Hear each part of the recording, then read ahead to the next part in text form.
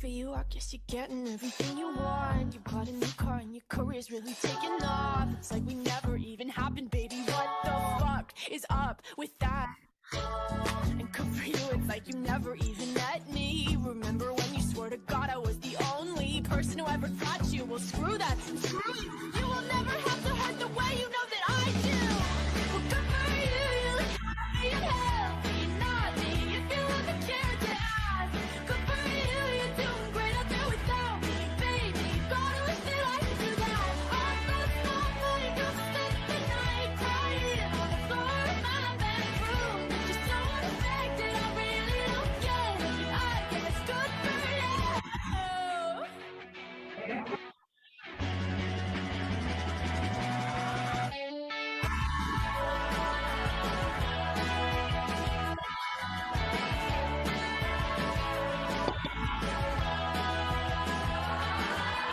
Maybe I'm too emotional, but your apathy's like a wounded soul. Maybe I'm too emotional, maybe you never cared at all. Maybe I'm too emotional, your apathy is like a wounded soul. Maybe I'm too emotional, or maybe you never cared at all. You look happy and healthy, not me, if you ever cared to ask. Good for you, you're doing great out there without me, baby. A damn sociopath. I just spent the night crying on the floor of my bedroom. But you're so unaffected, I really don't get it. But I guess good for you. Well,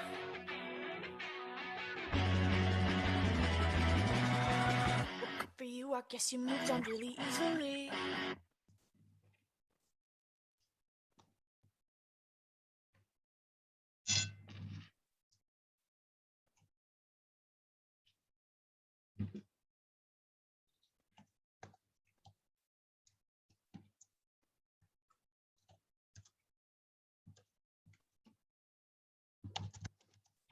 I let myself fall into you. I never thought I'd fall right through. I fell for every word you said.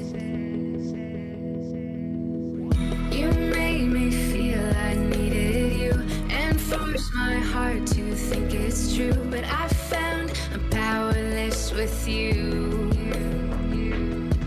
Now I don't need your wings to fly. No, I don't need a hand to hold in mine this time. You held me down, but I broke free. I found the love inside of me. Now I don't need a hero to survive, 'cause I already saved my life.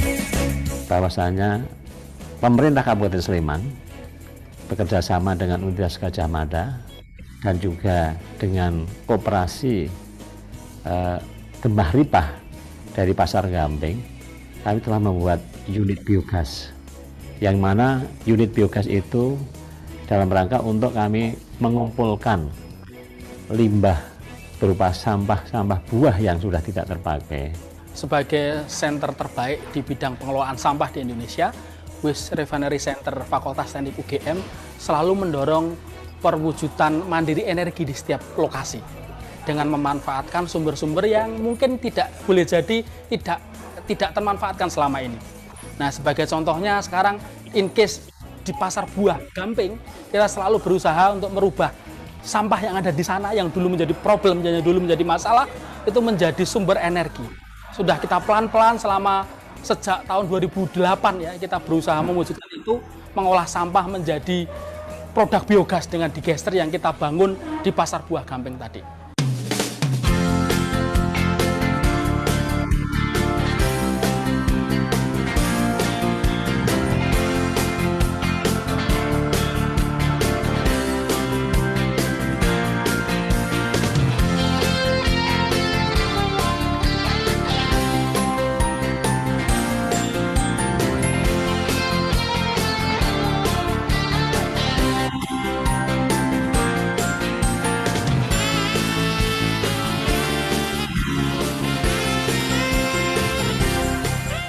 Adanya biogas di lingkungan kita bisa mengurangi sampah yang harusnya mau dibuang ke piungan akan berkurang setiap harinya paling tidak 1 ton atau 2 ton.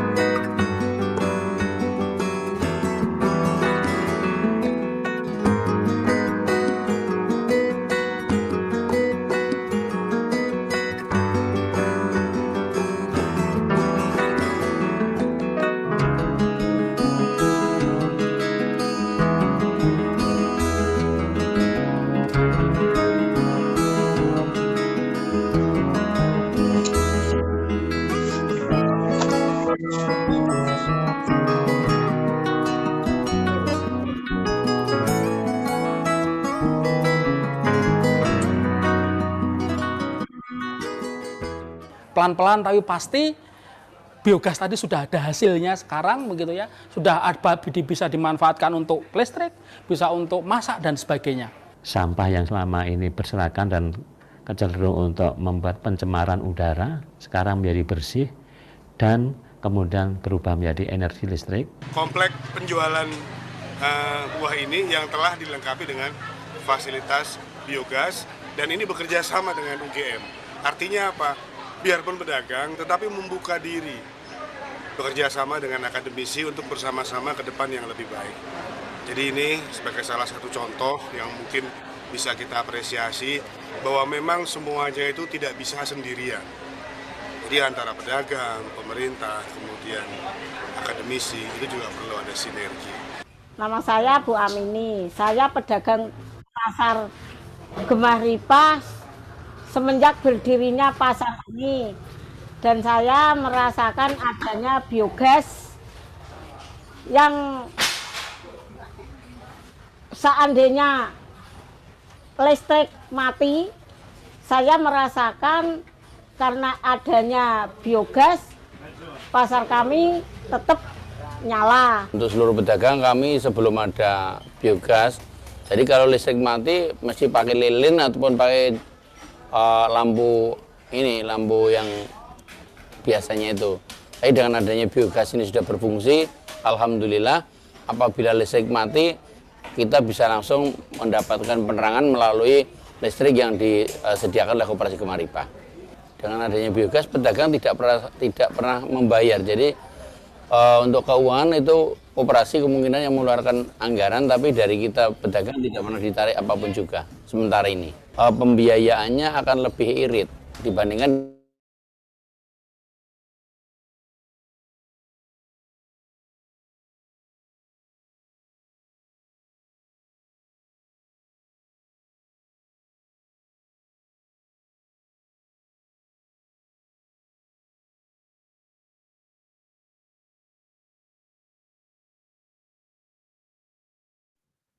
Good afternoon, Dr. Warajit, Dr. Chayanan, and students.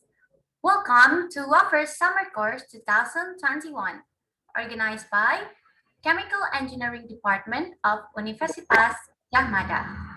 It is such an honor for all of us to welcome you again for our second class. First of all, let us introduce ourselves to our dear students.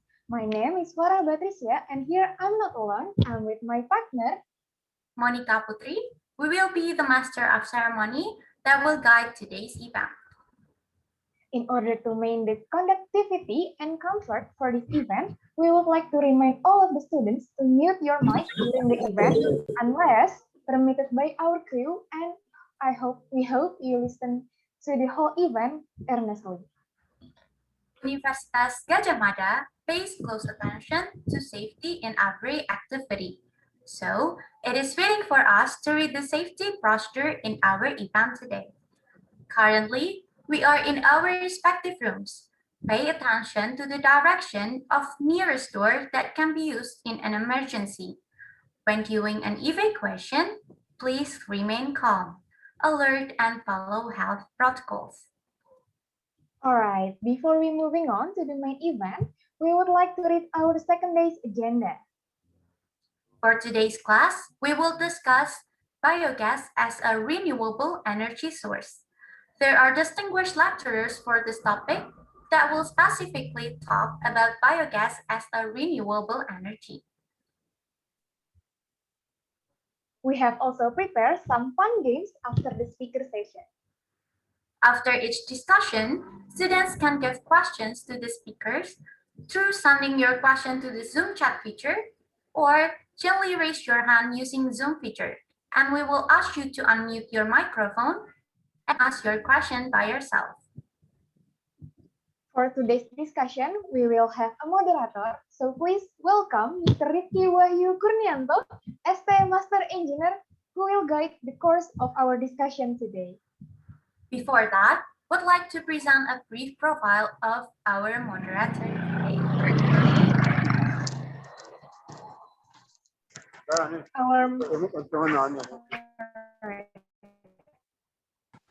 right, for the committee. All right, so our moderator today, Mr. Rifki Wahyu Kurnianto, is a junior lecturer in Department of Chemical Engineering, Universitas Gadjah Mada. He has a bachelor degree from Institut Teknologi Bandung and master degree from Universitas Gadjah Mada.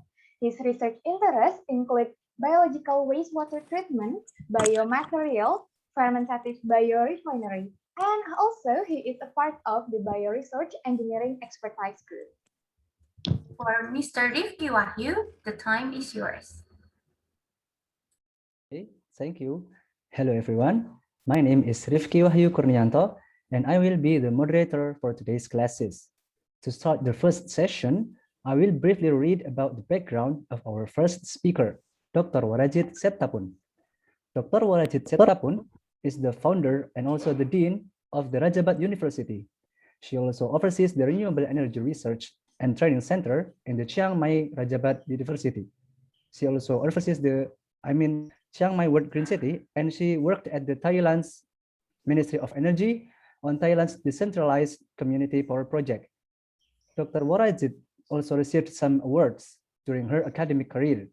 She was the ASEAN-US Science and Technology Fellow in 2015, and she was the recipient of 2016 ASEAN-US Women's in Science Awards for thematic area of sustainable energy. Today, she will talk about renewable energy resources and their application for local communities. To start our discussion today, Dr. Warajit Cetapun is welcome to explain her materials. Dr. Warajit, time is yours. Okay, thank you so much to the moderator and the MC. All right, okay, so the topic of today's talk, even though it's going to be about biogas, but I want to talk mainly about the more of a renewable energy. Okay, so I hope you can hear me just fine. Can you hear me okay? You might be hearing some birds, right? The bird just start at my house just as I was start to teach. Okay, one moment, please. Okay, now it's like, you know, everybody's work from home. I hope everybody's work from home. Alrighty, okay, so I have to be talking with the birds or close my door. Okay, let me start my talk. Let me see. Okay, I think this one. Okay. So can you see my slide fine? All right. Okay. So today I would touch base a little bit on the application of biogas, but the more deep detailed biogas will be explained by the next speaker, Dr. Chianon. So because since this is the WAFERS course and it talked about like water, energy, food nexus, integration on that, and this is the first talking about renewable energy. So I just wanna share with you the overall idea of renewable energy and what's it's all about. So, and I'll be talking about the application for the local community. So I'll share experiences such as the moderator talked about that we created the Chiang Mai World Green City, and some of my students are also here, so they can help explain better than me. And then I'll be talking a little bit about that. So I want this class to be more of an interactive. I know we have like 65 students, participants in this class, and it might be quite difficult, but I will try to make it more enjoyable. If possible, sometime I will ask you to turn on your camera so I can see your face. Okay, so if possible, if your signal isn't so well, so you can turn off your camera. Okay, sometime I would ask you to give some examples. So I would like, if possible, you can provide more interactive instead of just listening to me, which is kind of boring. Okay, now, so what I did is I want to share with you about renewable energy, and this is where I work. And I work in ADCET, Asian Development College for Community Economy and Technology. We're in Chiang Mai, which is in the north of Thailand. And we build our campuses from research and academic services. So this is where I work. Okay, so for those of you who just know about us, and this is where I work. Okay, one moment, please. I work in nature and you can hear that there are birds. Let me stop the bird for one moment.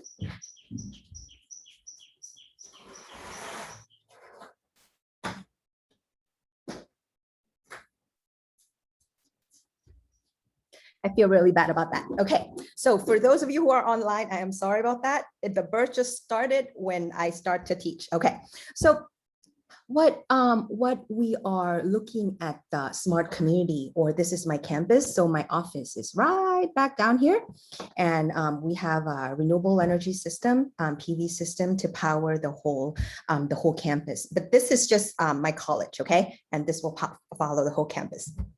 Okay, this is kind of funny. So,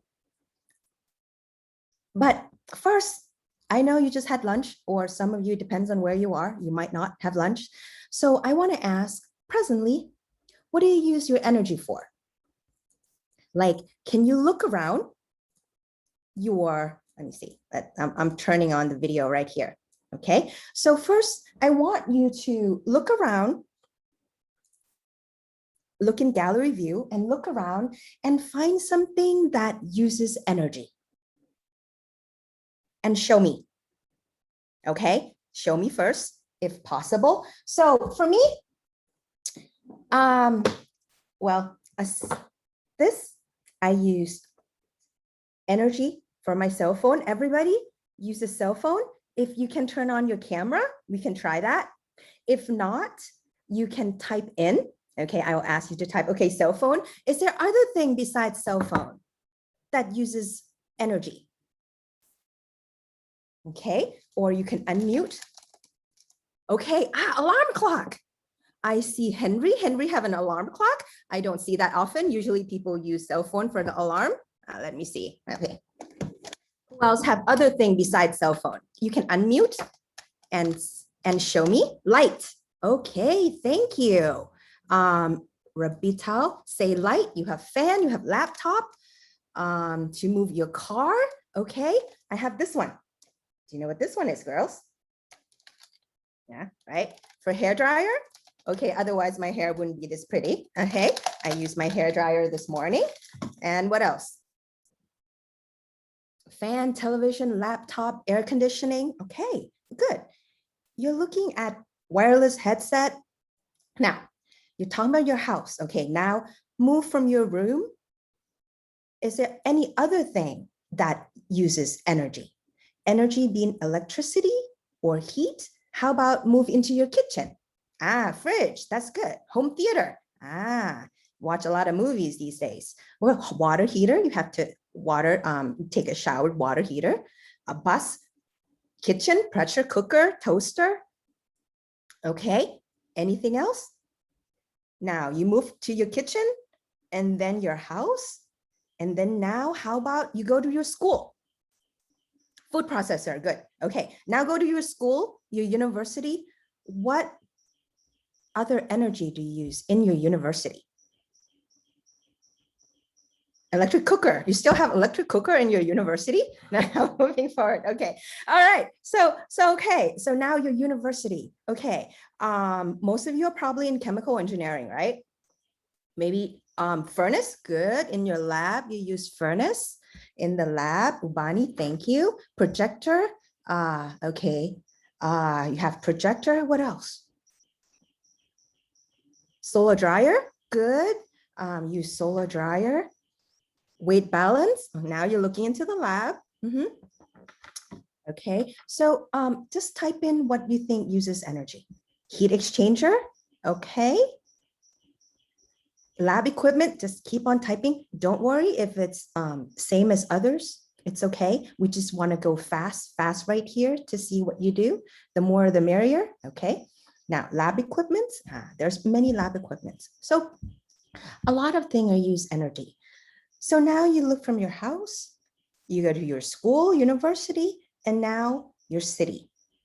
And then if you think other than your city, how about your region in your countries, and then the region in your countries, and then your country, and then many countries together, and think what kind of energy is used, both in electricity and heat and fuel, because I see some of the car buses, they need petrol, need fuel, gasoline, right? So there are many that is need to use.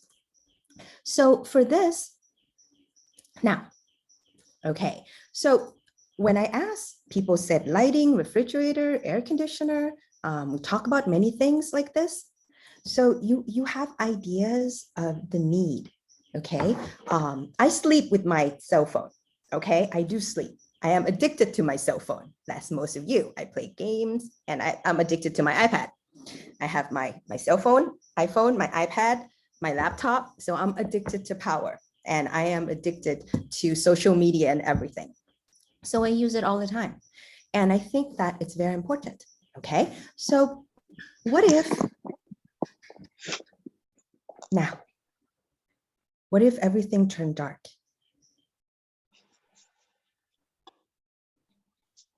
What if you don't have power? What are you gonna do? Okay, So for you, can I ask, in your experience, have you ever experienced power loss? Okay, power loss. What is the typical power loss that you get? I mean, how many minutes, hours? Can you type in? Let me want to see it. Let me type in first. How many minutes of power loss in your country or your city? And what is the longest power loss that you experience? Longest.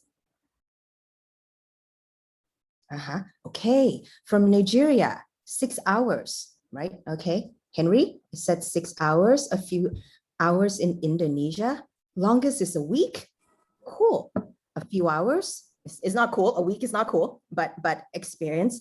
I just want to share with you because there is half a day. That's the longest.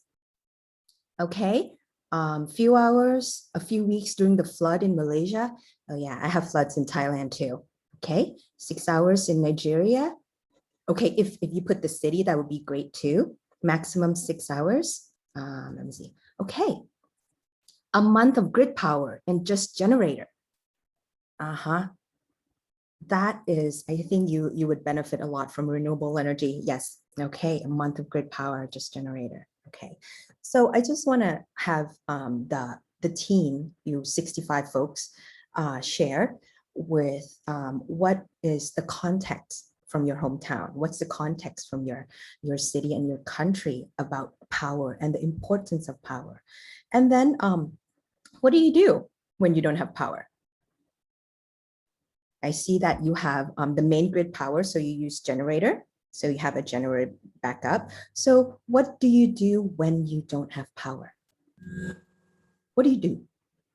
Anyone want to volunteer to speak? You can raise your hand. I mean, you can both raise your hand or you can type. Okay. Okay, I'm trying right here to turn on many things. Okay, hold on. Okay, so perhaps live primitively. Okay, find power source. Good. Okay. What else do you do when you don't have power? Would power just go? Psst? What do you do? Just for fun. I just want to see. And you take a nap. Okay, I do that too. I take a nap. Who else? What else? You sleep. Okay, that's good. I want to see young folks. What do young folks do when you don't have cell phone? Back to read books. Okay.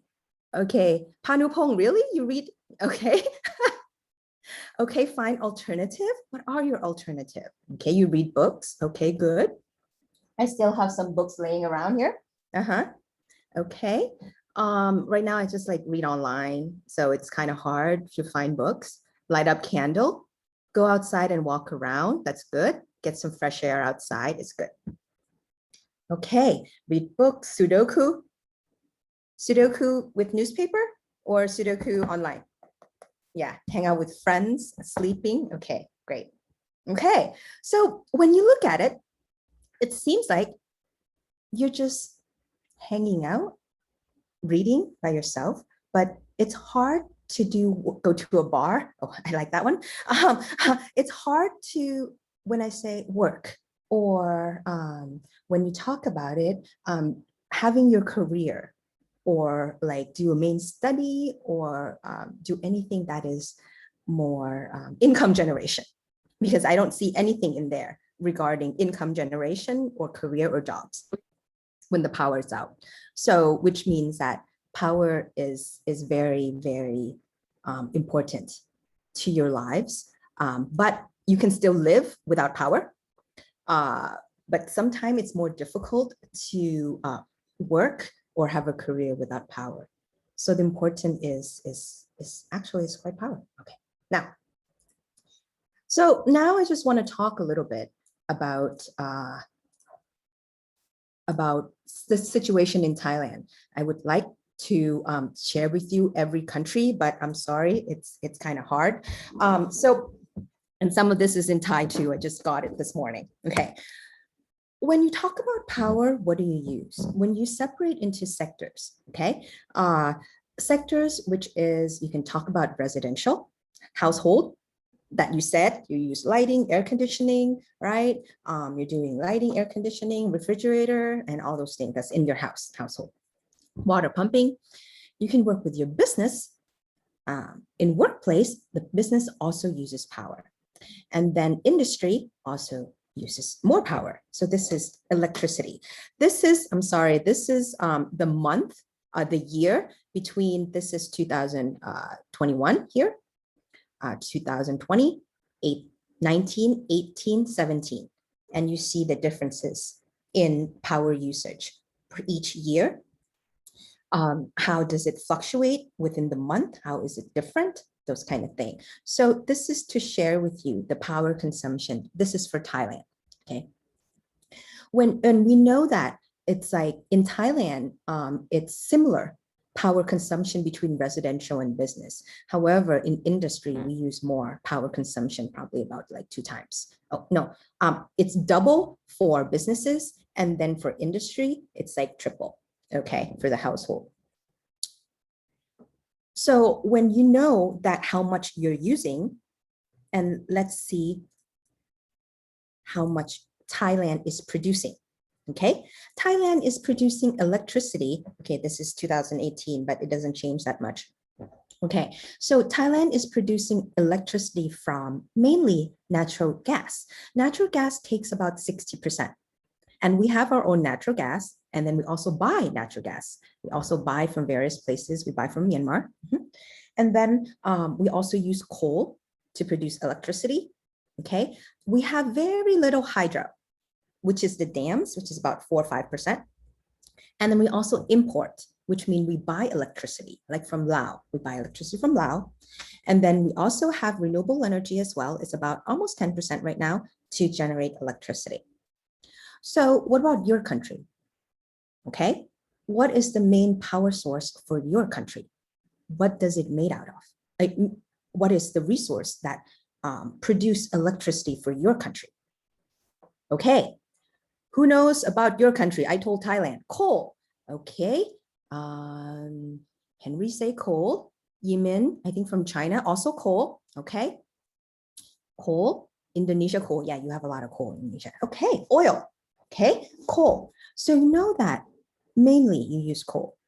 Okay, and which is not so friendly to the environment, because after the burning of coal, it produced CO2, which caused climate change, yada, yada, yada. You know that.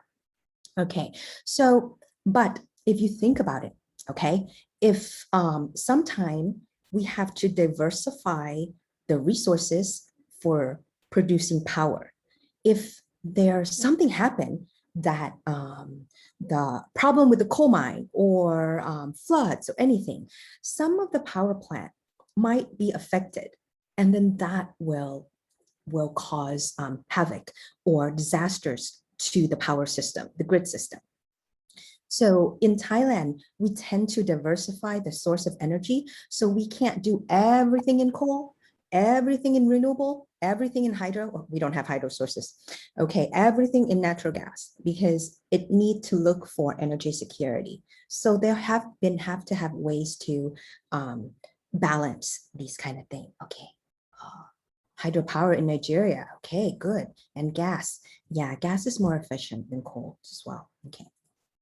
Now, for Thailand, we have, if you look in Thailand, we have 12 power plants, total power plants, and we also have 14 dams, except the dams just produce very little power, only 5%. The rest is from the power plant, which is mixed between coal and also natural gas. And the rest is we buy electricity as well. So only 12 power plants in Thailand, only 12 for the whole Thailand. And then each power plant, it's based on the function, okay? Is it used for base load, which is like run continuously, or peaking plant, meaning that it's run during the peak hour, which means the time that they use more power, okay? So when do you think use the most power in your country? Morning, noon, or evening? Morning, noon, or evening? Noon, okay. Okay, with the people noon, who do you think is like early evening, noon, morning? Morning, it depends, right? If your house, you will use morning and the evening. When you come back home, you start early in the morning and then you go back in the evening. But if you say noon, it's like a workplace. It's used during the noontime. The whole time, okay. You mean that the whole time. Mainly, a lot of people say the evening. Okay, so there are ways, you see that there are peaks in various countries. It was different, various peak. It depends on your behavior, when you eat your dinner, or when it's the work, when it's like the the cycle of work, those kind of things. So there are different things. Okay. You know, I tend to talk a lot and I have 100 slides. So if not, Wafer, ask me again and I'll continue my talk. I'm just listening. Okay, now, there are many ways of the profile. So how do we accommodate all of those, all of the profile or the usage of the power to generate the power similar to the demand of using? Okay, so there are ways to do it, but for the big power plant, because only Thailand have 12 power plant, it can't move, go up and down so quickly because the power plant is really, really large. And in order to move, increase the generation or decrease, it takes many hours or days because for the big, large machinery. Okay, now, next is, so from that, now that we talk about a lot about when you said a lot of coal and you use the energy, which we use a lot of fossil fuel to produce our electricity. So now the world are gearing toward carbon neutral society. We're very aware of climate change, effects of climate change. You probably see that even though you're still young. You can see the difference in the weather pattern or many things like the flood, everything, drought that's coming up. So we're moving toward a carbon neutral society. So with that, energy would be transition from fossil fuel to toward renewable energy. So when you look about the renewable energy and the application, okay, so I kind of group my renewable energy into 4 groups. Okay, so in Thai, it's Dinam Lum Phai, is like earth, water, wind, fire. So earth is like mainly providing bioenergy. Hydro, energy is like from water. Wind is wind energy. Kind of fire, I talk about solar energy, meaning solar as in making electricity from PV, and solar thermal from heat. So there are many applications in order to look at renewable energy. So when I look into the renewable energy sources, and there's the sun, the wind, the water, biomass, biogas, biofuel, waste to energy, and these are considered renewable energy in my book. Waste, I consider that renewable as well. So you can look at, the goal is that when you apply, right, you apply into, you can use sun, wind, water, biomass, biogas, you can generate electricity.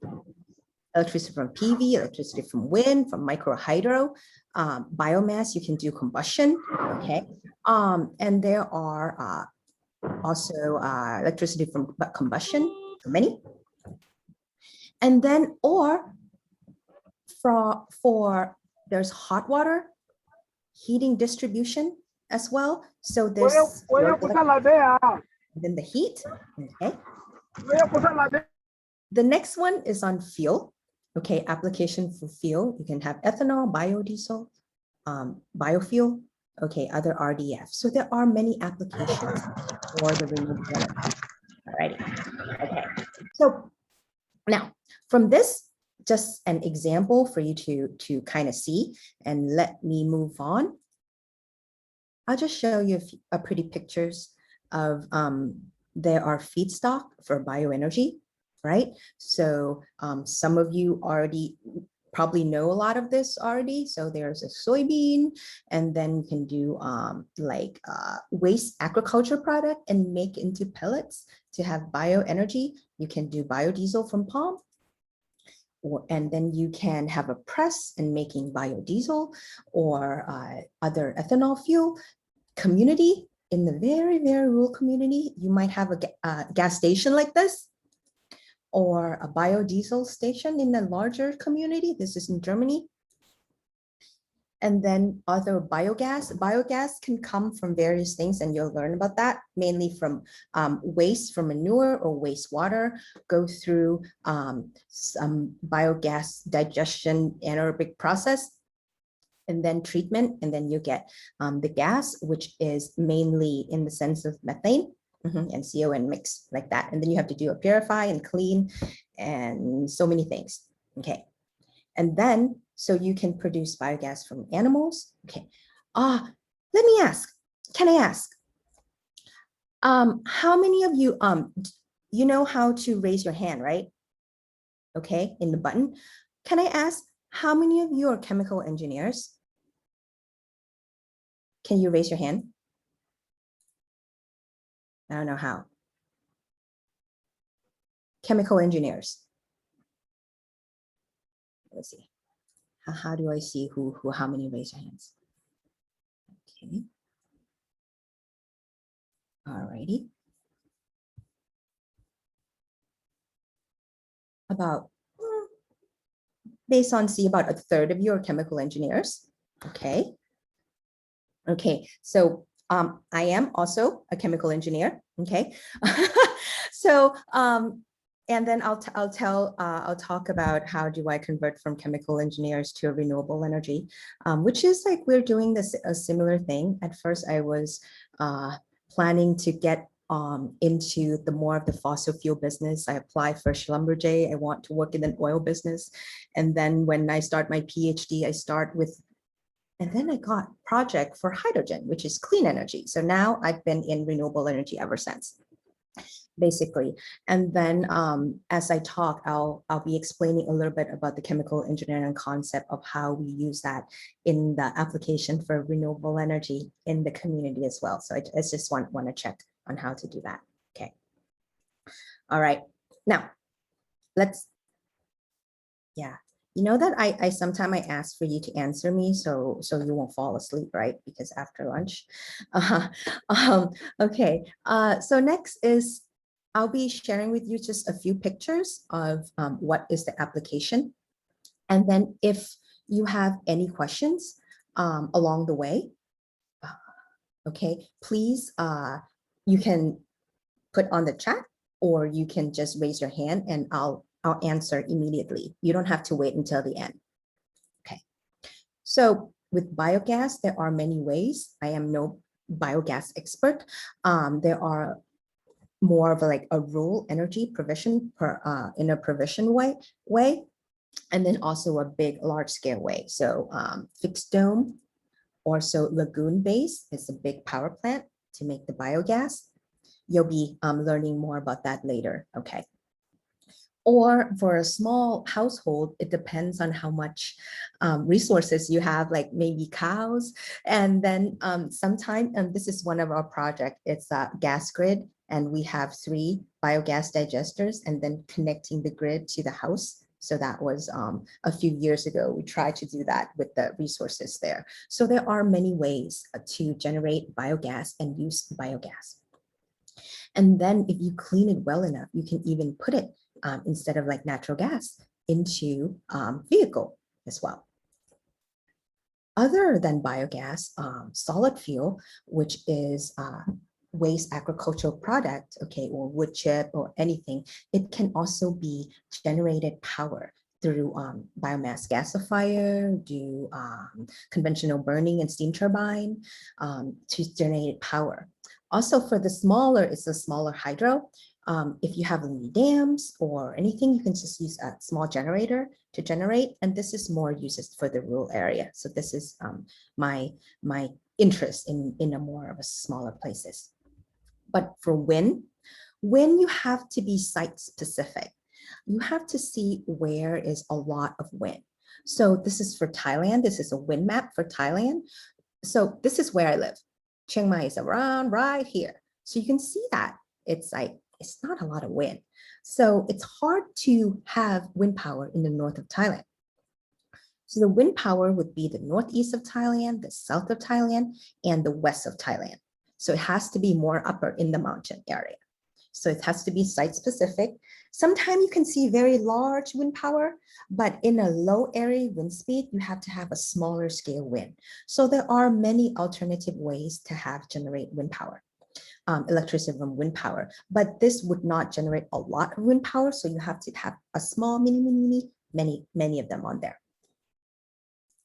Okay, for solar, there's many, okay? I'm gonna bombard you with all this renewable energy. For solar in Thailand, we have a whole bunch of irradiation all over Thailand. So for my area, we're still good for solar. Northeast is good, central is good for solar, and some part in the south, in the east coast is also good, but also in the west is also good as well for solar power. So there's a high potential of using solar power in Thailand, and that is very important when you're designing where you're going to put your renewable energy. Okay, not only that, for solar, there are many researches that the PV panel, the efficiency has becoming better and better and better. So this is the chart from NREL.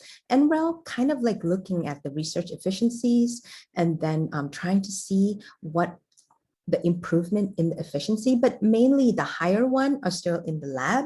And in order for it to commercialize, it still need a lot of testing. But as you can see, the trend is getting better and better in the energy efficiency of the solar power.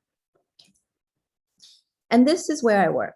So this is almost like 1 megawatt. It's not too big, but there are many, the gigawatt one also in Thailand and in Vietnam and so many in other countries as well.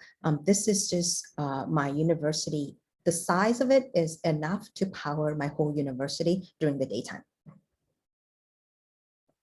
Okay, next, and other uses is as rooftop PV system and put on the roof, or you can do a smaller scale PV system as in the community. So with this is 25 kilowatt, we can have about 10, 15 houses that can use this system.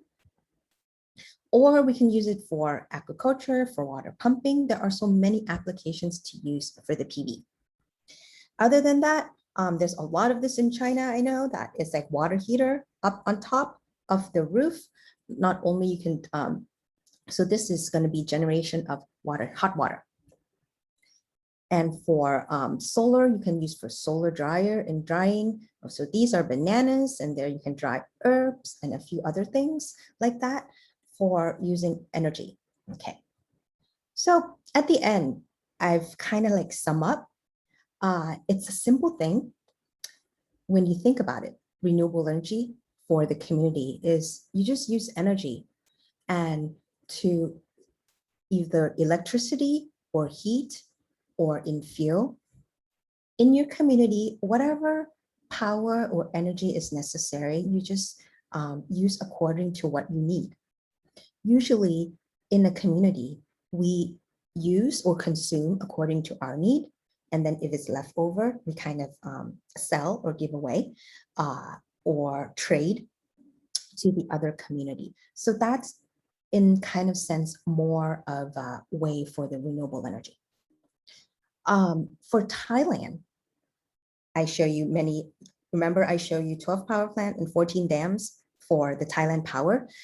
And when you look at it, these small are showcase of biogas power plant, biomass power plant, mini hydro plant, large hydro plant, wind power, solar, waste, geothermal plant. I know it's a lot when you look at the Thailand and you can see a lot of concentration in the center, but then when you separate into solar, remember my solar map, a lot of solar, it's in the center of Thailand and the northeast and some part over here. So the power plant for solar, it's according to the resources or the irradiation, okay, of the sun. all throughout the year. So you have to design based on your resources. You can't do everything. Next is biomass. Biomass depends on the waste agriculture product. So as you can see, this all around Thailand as well. So biomass power plant is gone, like rice husk or corn cob or Napier grass, or there are many of the waste, the natural products. For biogas, biogas are from animal farms. So you can see where are the animal farms, and mainly concentrated in the center of Thailand, in the north, and sometime in the south. So the animal farms will be for biogas. So, and also wind, as I see, there's a lot of wind in this area and this area, and in the south of Thailand. Okay. Waste is mainly generated from big cities. So in municipality, the big cities in Bangkok and in maybe like different areas that can be generated. So waste power, it's kind of difficult in Thailand because it's like regulation. It's quite difficult, and we have to do a lot of sorting before we can do a waste power plant. Geothermal, we can only have it in the north and in Chiang Mai Phang province. But in Indonesia, I know that, or Malaysia, like Indonesia, I think Philippines, you have geothermal, right? Yeah. So, oh, also hydro. So mini hydro all around the water sources. Mainly there's a lot of water sources in the northern part of Thailand, and some on the northeastern, the middle between the north and the northeastern part. Okay. I've showed you a lot of maps. Also, I've shown you a lot of like the resource, wind map, solar map. Other than that, I have to show you the what do you call, like animal farm map, have to do farming, agriculture to produce map. At the end, when we look at it, renewable energy, you see that there is decentralized, meaning that there are small all over the country. In your country, in my country, renewable energy has to be small, and it will be usable in the area. So renewable energy cannot come and, what do you call, replace everything. And it has to be the concept of decentralized. Okay. And when in the big power plant, large scale power plant, that is the concept, it's centralized power. Okay, from this, I want you to learn about decentralized and centralized. It has different ways of utilization in power usage. So the big city, you should have big centralized power and then go to other part of the country. So that's centralized power. For renewable energy, it's more decentralized, localized. So you produce when you use it, so you can minimize the effect that you have on the big main grid. So renewable energy shouldn't be a hinder to the main power source. Renewable energy should support the power source to increase the demand that is used. Okay, even though the demand that is used, it can also be from renewable energy as well. So this is the concept that I want you to take back from this class. The concept of renewable energy, decentralized, localized. So that's why renewable energy should be produced and used in the local community. Okay. Okay, now I want to show you some pictures of our living laboratory, Chiang Mai World Green City. And we have a smart community. We call it sustainable community or green community, and where my student also live here, and my staff, my researcher, and then a few of us live here. And so I'll be sharing with video, okay, for this. Okay. So I think the sound is too high, but this is my office back here. We live in a mountain, and then we have a 702 kilowatt power plant. It's powering the whole 2,500 acres of my campus. And not only that, we have a smaller DC microgrid on the upper, AC microgrid on the lower, and that's power our smart community. And you can see the area that we are also close to the community. That there is the university, the main university of Chiang Mai Ratchapat University. Okay, so down there, so we maintain the system to power the university grid. Not only that, we do a lot of green technology. The roads here are made out of waste plastic bags. And then we have many energy efficient buildings that are made out of foam, classrooms, conference rooms, and so there are many things that we use in our campus. Okay. That's it. All right. So that's where I work. And here is my office is around here. Okay, there's no pictures right there, but in here we have several type of applications for renewable energy for community. Not only for the PV system, we have a microgrid system. Energy system is we have generator as well, AC grid, microgrid, rooftop PV system, DC home, and then using for buildings, we have energy efficient buildings. As I said, roads are made of waste plastic bags, and we use these kind of buildings, making like a small resort. And we do have agriculture system, low carbon agriculture, smart farm. And I want to show that the renewable energy can be mixed with the community. And this is more of a kind of living laboratory, as I said, and then living and learning center.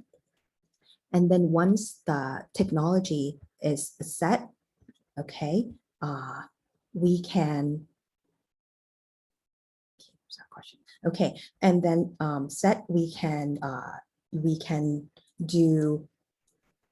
deploy to the, or give information or provide training to the local community so they can understand. Okay, now I just want to stop right here and answer a few questions. Sorry, I just saw your question. Okay, so we have a question from Siti Noor Atikan. Okay, Mahamud, I'm sorry if I butcher your name. Okay, thank you for your presentation. How do you see the future of renewable energy in Thailand and in Asia? Okay, so that's the first question. And Kong Sela asked the question is that, what is the most important raw material for renewable energy with sustainability and efficiency? Or it depends on each country. Okay, there are many ways to answer these questions. The future of renewable energy, as I see for Thailand and Asia, it will be increasingly important. We have to they are using renewable energy as a way to have carbon for low carbon design, as well as a green economy, and then it will be a clean way of generating. So I think that the future is renewable energy is going to be easy, like buying a refrigerator. You buy it, you plug it, and you use it. It's going to be like that. Not only for PV system that you put it on the rooftop. You see there's a lot of, you can buy a PV lighting system. And in the future, biogas is going to be like a small portable that can be installed in each household. And biogas is for biogas, for biomass, from waste. So in the future, waste and resources is going to be an important feedstock toward renewable energy. So you can't hide from renewable energy, even though it's very expensive, okay?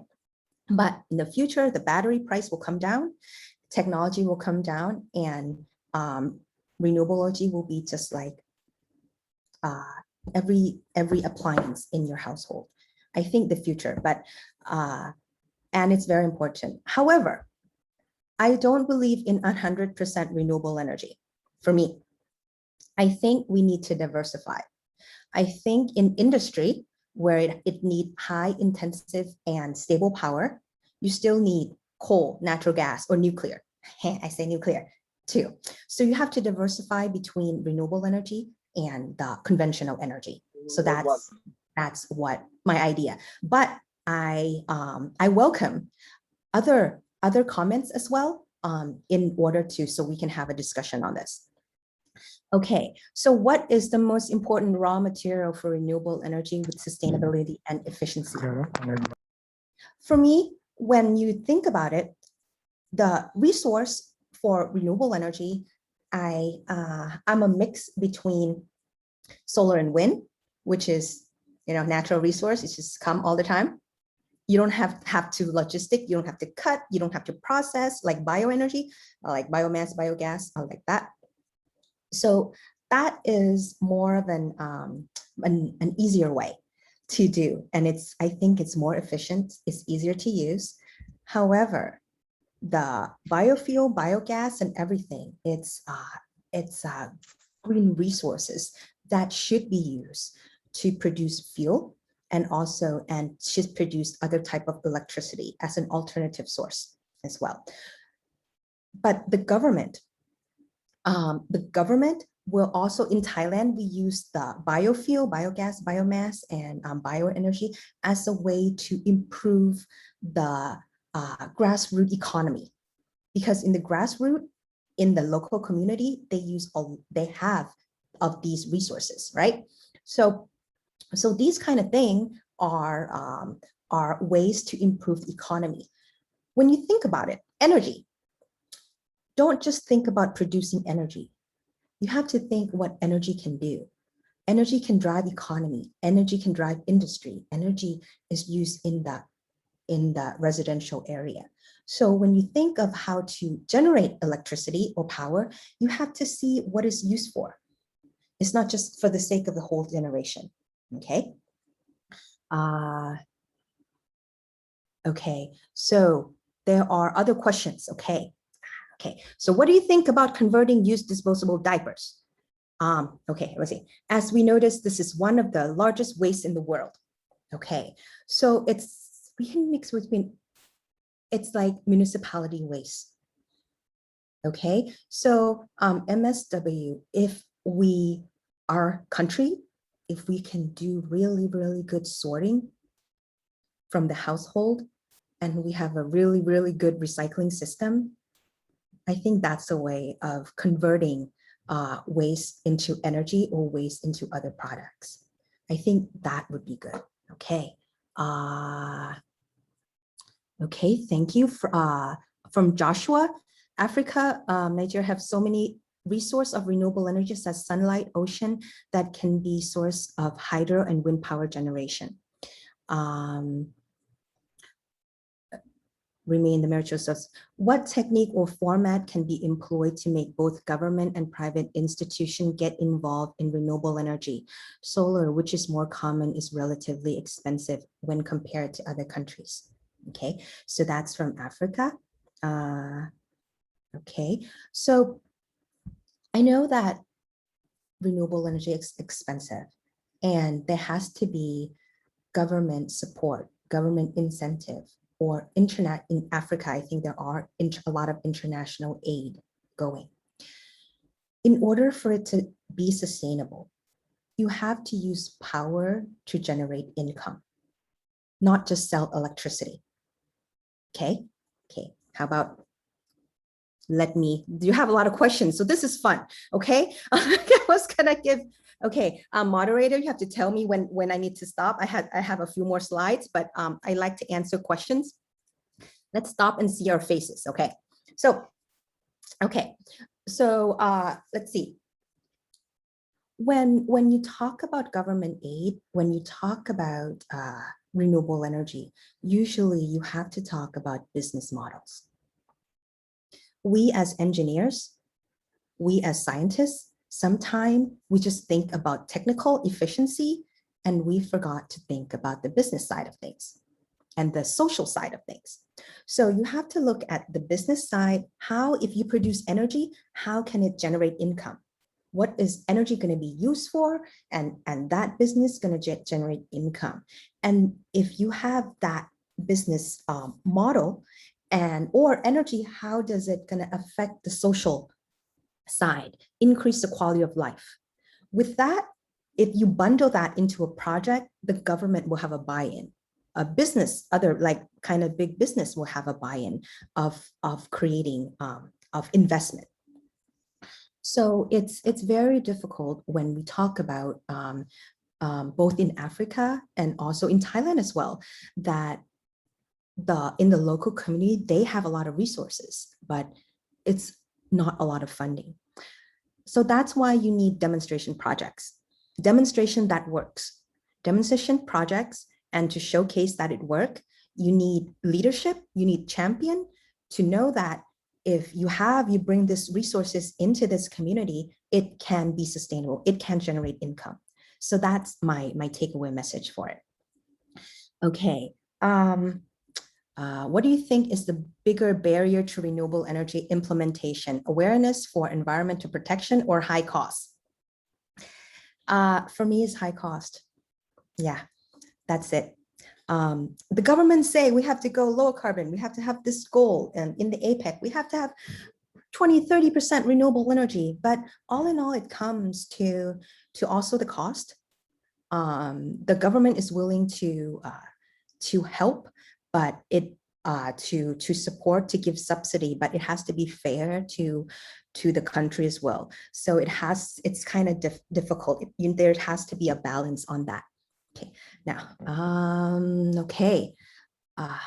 Environmental protection is one thing. Yeah, but okay, solar energy, potential renewable in Southeast Asia. However, solar panel will use a lot of land space. Are there options to improve these limitations?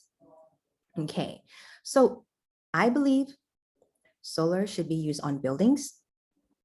Okay, and then if we use solar, it should go high up, so it won't, what do you call, like food versus fuel. So it won't be competing, and solar should be used on the area that is not being used, not the high fertile area. That's it. It does need a lot of area, but there are ways to use it. Also, Thailand, we're doing floating solar in dams. So the area that is not, and they're looking at the environmental aspect of how we're using the area. Yeah, on that. Okay, is it possible in the future for us to have low cost RE? Yes, depends on, I think now the limitation is battery. If we move past the battery, the cost of the battery, everything would be easier. Okay. There's more Q&A. Thank you. Garbage disposal. Okay. Julia gave, I agree with Doctor, think about convincing the government or industry that they are open to investment onto RE projects. But it's hard to some countries due to political issues. So many researchers move their project and proceed to another country instead of theirs. If political issue is the case, I'm sorry, but do you have suggestion for future researchers to convince the government? Okay. I like this question. Okay. That's why the researcher, you have to think of your project in the government shoes and on the business side. So you can't be totally technical. Sometimes it can't be totally for most efficient thing, all the good thing for the most efficient for the country. So, but you have to look at what is the social aspect, business aspect, and form a project according to that. And it has to be, renewable energy has to be site specific. You have to move your project to where it will be cost benefit. Okay, and you start from that, and then you build upon later. Has to be feasible. So government just look at that, it has to be feasible. But if it's not feasible, it has to have social benefit. So that's it. If it's technically sound, has to be feasible, cost benefit feasible. And if it's not cost benefit feasible, it has to be socially feasible. And researchers, okay, I've been to a lot of conferences who everything is go back to the government and to the policy. Researchers, you have to figure out how to talk to the government in a non-technical term. If you can talk to the general public, if you can talk to the policymaker to see the importance in a non-political term, a non-technical term, if they can understand, that will help. Policymakers always want to look for where to put the money in. If you can push in your policy brief, push in very important project, it will work. Yeah, so that's my idea, okay? You can ask more with Dr. Shayanon. He has a different view, okay? He has some kind of like a good view into this as well. All right, okay, so questions stop, but let me continue. When you talk about, you see this, I get about 100 projects that we got funding for, and it's sometimes small, sometimes big funding. Okay, so these funding, so this we got from the Ministry of Energy working with the kind of like the military. And the project is for energy security to the community. So that's why we got this project. DC microgrid is from the US, main research on the DC microgrid. Energy efficiency building is from a research institute. Smart farm is also from other funding agency. So each government, each funding agency have different criteria. As long as you find a way to write your proposal, design your system according to what they want and what you need, you can get funding for this. Okay, so I give you encouragement. It is possible, yeah, but it takes time, and you're gonna get annoyed, very annoyed, because you're gonna talk with a lot of different people. So you have to communicate. Yeah, communication is key to convincing, and your personality is key also. And then your idea, if you wanted to have it good for the community and good for the technical system for research, I think it will work. But you just have to put the right project at the right hand of the right funding agency and the right person. Yeah. So as I said, we have many type of different projects, and in different projects, I use very deliberate keywords in my country. Right now, my country is all about smart city. So I would use the word smart community or smart city in my project. If my country used the word BCG, bioenergy, C, circular economy, bioeconomy, circular economy, and green economy, I had to use the word BCG in my proposal. So whatever the key word is, I use that in order to get the project. Okay, so I changed this in the beginning, it was green city, and now it would be smart community. So I changed the word, but the concept, I evolved the concept. So the concept is how to provide the most efficient distribution, power distribution, using both DC power and AC power. So this is the research that we do. So in order to move towards smart city or smart community, we have to have different technology. It's renewable energy and distribution. I include more of the IT. As chemical engineering, sometimes you're not into IT, but you have to know a little bit about it because everything is smart nowadays. You just put smart in everything like that. And then, so with the smartness, you can understand the load. And then also from the community, we have to know the people. So as academics, we have to know how to communicate to the people. We have to know how to train the people to be smart consumers, how to live with renewable energy, how to fix it, and then how do we integrate into energy, into food, water, and waste. So that's the area. It's like, yeah, food, water, and waste, how to use energy to drive, this kind of thing. So when you learn in this class, I want you to also look at the big picture. How can energy affect the food? Okay, how can energy affect water or vice versa? And how does all three connect to each other? Water, food, energy, right? In your wafer course. Like that, think big picture as well as the technical side. Okay, so now I'm going to show you pretty pictures of my campus, my PV system.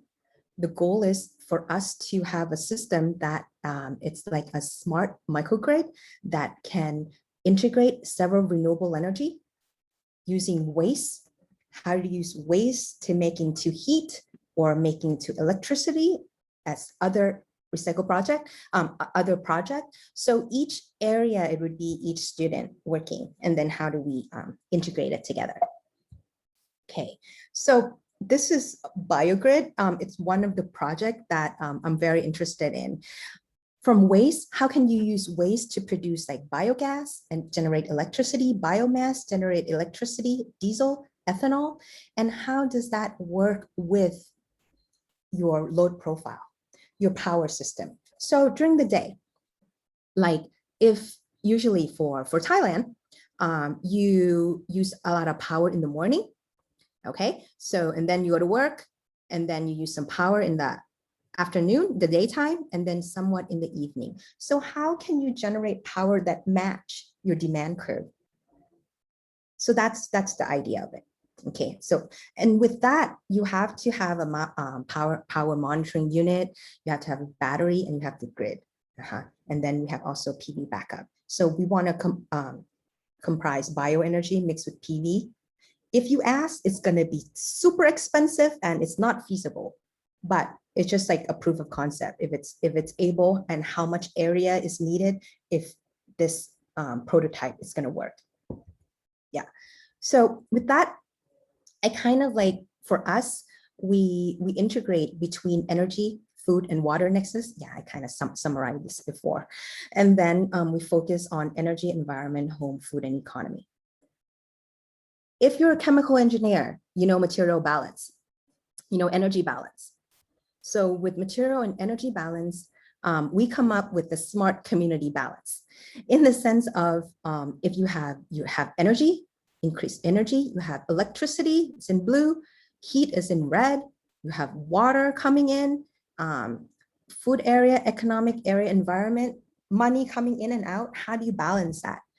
How do you collect data and how do you optimize it?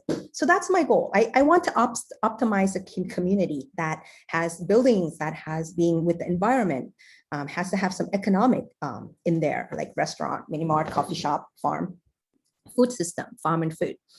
And then how do you balance that using, so optimize it. So that's one of my idea in research. If we can get data and build a community database, if we can analyze the context, we can basically understand the community balance. Okay, so here's some pictures, some nice pictures of what my campus is. And I hope that in the future WAFERS, if you're interested, you can, the student also, you're welcome to come and visit us. And then we can have classes here and see where you can stay in a few houses. We have about 15 houses right now, which is vacant because it's COVID and no one come here. So I hope that COVID would not be, you see, night when he used to be there. And then we hope that we can do these kind of classes in person. Yeah. Okay, so we can learn outside. We have some kitchen, cooking. So we do live here. Well, almost 100% renewable energy, 100% during the daytime, but at night, we still have issues making it 100% using. Okay, so just we teach in here. So if you come, you get to go through. I will ask you to help me clean my panels. Okay, it's very dirty sometimes from us, so the student might have to clean, and you have to calculate the amount of power generated and university savings for our microgrid system. So for microgrid, you get to learn, you get to live in a few houses and do training, and also cooking with biogas. So this is a biogas application. Dr. Shannon might talk about the mobile biogas system, making RDF from agricultural waste, forest waste. There's microgasifier or energy efficient stove where we use. So we have high tech and low tech here in one small community, and we have some battery system in here. And EV, we make our own EV system. And as I said, waste plastic, reuse as waste plastic road. I think I don't have much time left. Let me move on. At the end, we hope that we can calculate the carbon emission. And we want to see if the green area we use, renewable energy, green building, for the savings of energy efficiency, how can we calculate that? What do we have to do? So in order for us to be carbon neutral, if we don't improve on anything, we're still business as usual, we're still emitting carbon. But if we do the green activity, more renewable energy, more green space, more, and we'll be carbon neutral. So overall, the community or the campus, we have to see how the big picture of how we affecting the environment. Okay, so at the end, I just want to show with you, when you talk about rural energy, when you talk about that it's expensive and everything. So my alumni, he wrote a project to the government requesting rural electrification for 3 villages. Okay, but when he talked about it, it's not rural electrification. He said for the quality of life based on sufficiency economy. So that's the area that is for sufficiency from King Rama IX. At the end, he went to 3 villages. It's about 1,500 households. And he went to look at the context of the villages. It's a hill tribe village. They do a lot of wheat work, some agriculture, and their houses are like this. And then they work with the people. Has to be communication. If the people want the system, if they need, and what they're going to do with it, and how will they contribute? How much are they willing to pay as well, and to contribute? That is very important to the government. So at the end, they designed the system in the 3 system based on the about 1,500 households, I think, and then put about 100 kilowatt PV system for each village, and put the main system in the public area in the schools, and then also for community lighting, and put most on the top of the building. It's not on ground, it's on the building. So it won't invade the space of others. So it's eliminate the conflict, the space conflict. Have battery backup, also generator. And at the end, usually the student used 2 candles per night to study, and now they have lighting. So it's very rewarding to help the local community, because they've been waiting for electricity for like, I don't know, like 20, 30 years. And they've been requesting the utility, but the utility can't go because it's going to be crossing the national forest, and we have regulations against that. At the end, the power is used for mainly school, public station, and safety, public safety for the lighting. And then the next priority is for the household. Also, before that is the community center as well. Okay. So now it's still working. The people pay, even though they pay more than the general utility, about 3 times more, but they are willing to pay, and they use the minimum what they need, and they have a better quality of life from it. Okay, so at the end, the concept of renewable energy, if you mix with green technology to apply to the local community, you need to be integrated with community resources and the way of living. You need to see the resource and what it's used for, and has to benefit the social and also the economic side. And then for us, we are a living learning center. As academic, you do research and to see which one is okay, and then you apply that to the local community and get funding to help. And in order to move forward to achieve affordable and clean energy, has to be appropriate energy. It doesn't have to be so high tech. It has to be appropriate and integrate with social development. And at the end, it has to have market driven, have to think of business model in mind. Okay, so thank you very much.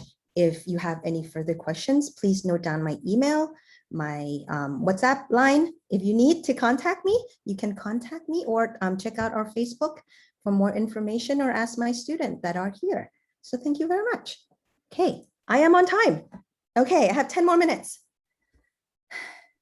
Okay, thank you very much, Dr. Rajit, for the presentation. We still have about 5 more minutes. Any more question from the students? Okay, if not question, do you want to share? Maybe like, yeah, from Nigeria, maybe like you want to talk about or share about your renewable energy system that is used in your country. And maybe we can also compare, maybe it's similar or different, yeah, from us or from China, you know, that is also different. Everything is bigger in China.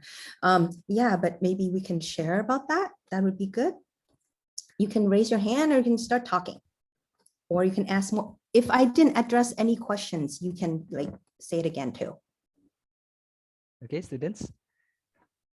Is any of you are willing to share about your country, the energy condition in your country? Oh, there is another question, Dr. Rajit. Okay. Okay. If nuclear energy and energy storage technology become mature, the bioenergy should turn to garbage disposal instead of offering energy. That is a different model, which I think it's my idea. Okay. In the future, everything will use electricity. Everything will be grid-based. So EV, the electric vehicle, instead of using fuel, it'll be using electricity. So if battery, energy storage become mature and cheap, I think everything will go to electricity. Yeah. And bioenergy would also, for me, will also generate electricity and also waste disposal. Okay, we have a hand raise. Okay, please. The floor is yours, Oluwati. I'm sorry, please introduce yourself. Okay, good morning. My name is Renewable of Nigeria. You spoke about talking to the government, not in a technical term, but in the monetary value or value system. In my own opinion, where you have someone that is not in an engineering background and personality in top positions, how do you better advise or talk to them so that they could be able to understand the relevance of some of these processes in developmental purposes? Okay, so your question is, one more time, please. How do you advise to talk? Okay, the sound is. Can you repeat your question? The question is, when most times those that are our leaders don't have a genetic background, and you spoke about not talking to them in technical. Okay. How do you talk about not in technical terms? Okay. You have to talk in this term. So that they're able to accept it. Now, knowledge of this. You said? Yeah. Okay. I got it. Okay. Hello. So, yeah. When you talk to them, you have to talk not in terms of output. You have to talk in terms of outcome. Okay. So you have to say that you have to talk into term of value, which is what they understand is money, dollar signs, and people. They might not understand kilowatt, megawatt, load demand, renewable energy, energy efficiency, smart grid, anything. But what would that affect? Yeah, so you have to talk in their term. So if you can provide using this solar energy this much, and how will it benefit how many household? And this household will create what kind of maybe commune enterprise, and this enterprise will generate this kind of income, and they would be sustainable. However, they need somewhat of your support, not all support, some support. You can't ask for the whole funding grant, it's hard. So you have to ask for some support, and you have to get community involvement, either in kind or in cash. Usually in has to be benefit. Right now, government won't provide all money, has to be a shared match. Shared interest. Okay, thank you. Yeah, okay. Okay, Thank you. Thank you That's very taken much care of. for the question. I think the time is already up, Dr. Warajit. Thank you very much for your splendid presentation and this inspiring session. I think it is we can already end this session for the first session. And before we continue to the next session, I think it would be good to freshen up ourselves. So I would like to return the lead to the MC. Okay. Thank you, Dr. Warajit, as our speaker. Such a splendid presentation. Also, I would like to thank Mr. Rifki for moderating our class today. Now, students can do small stretches on their own or have some snacks or drinks or anything that can make students comfortable. All right, to boost ourselves up, shall we do some exercise? I have an interesting exercise called brain breaks, where we do a mini relaxation while sitting. So please turn on your camera to our dear students before we play the guidance video, and we can do it together. For the guide of the exercise, we will see the presented video. All right, so for the committee, are you guys ready? Ready. Let's go, friends. Let's exercise a little bit. You guys can turn on your camera to exercise together with us.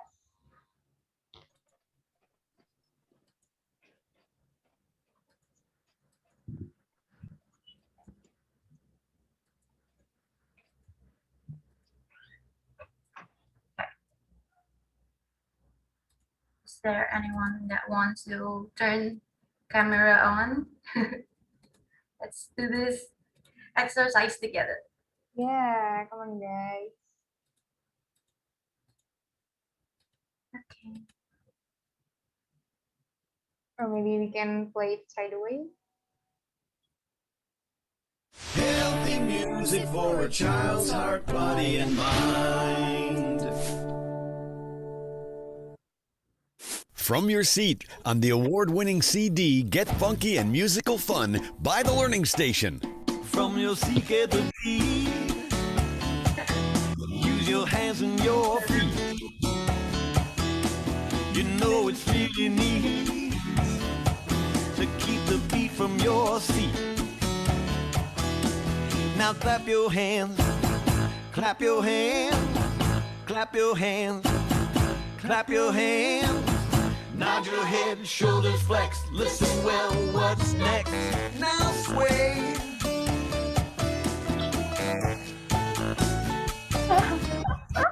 From your seat, get the lead.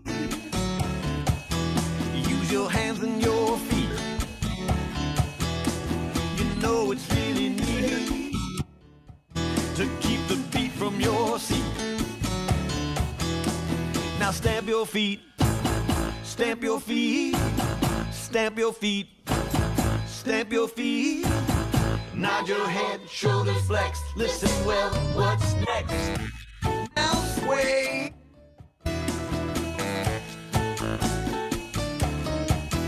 From your seat, get the lead.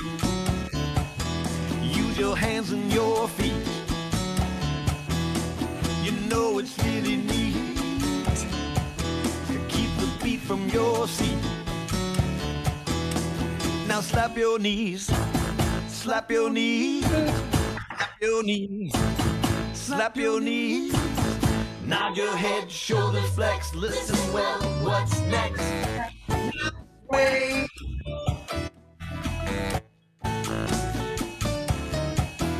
From your seat at the beat, use your hands and your feet. You know it's really neat to keep the beat from your seat.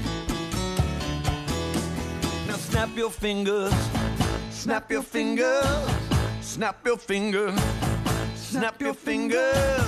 Nod your head, shoulders flex, listen well, what's next?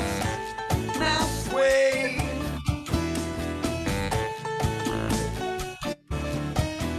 From your seat, get the beat.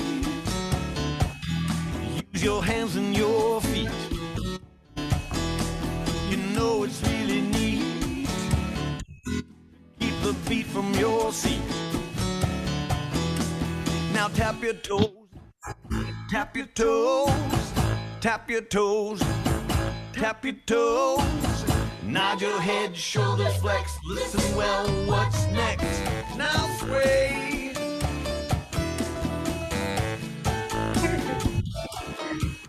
From your feet, get the beat.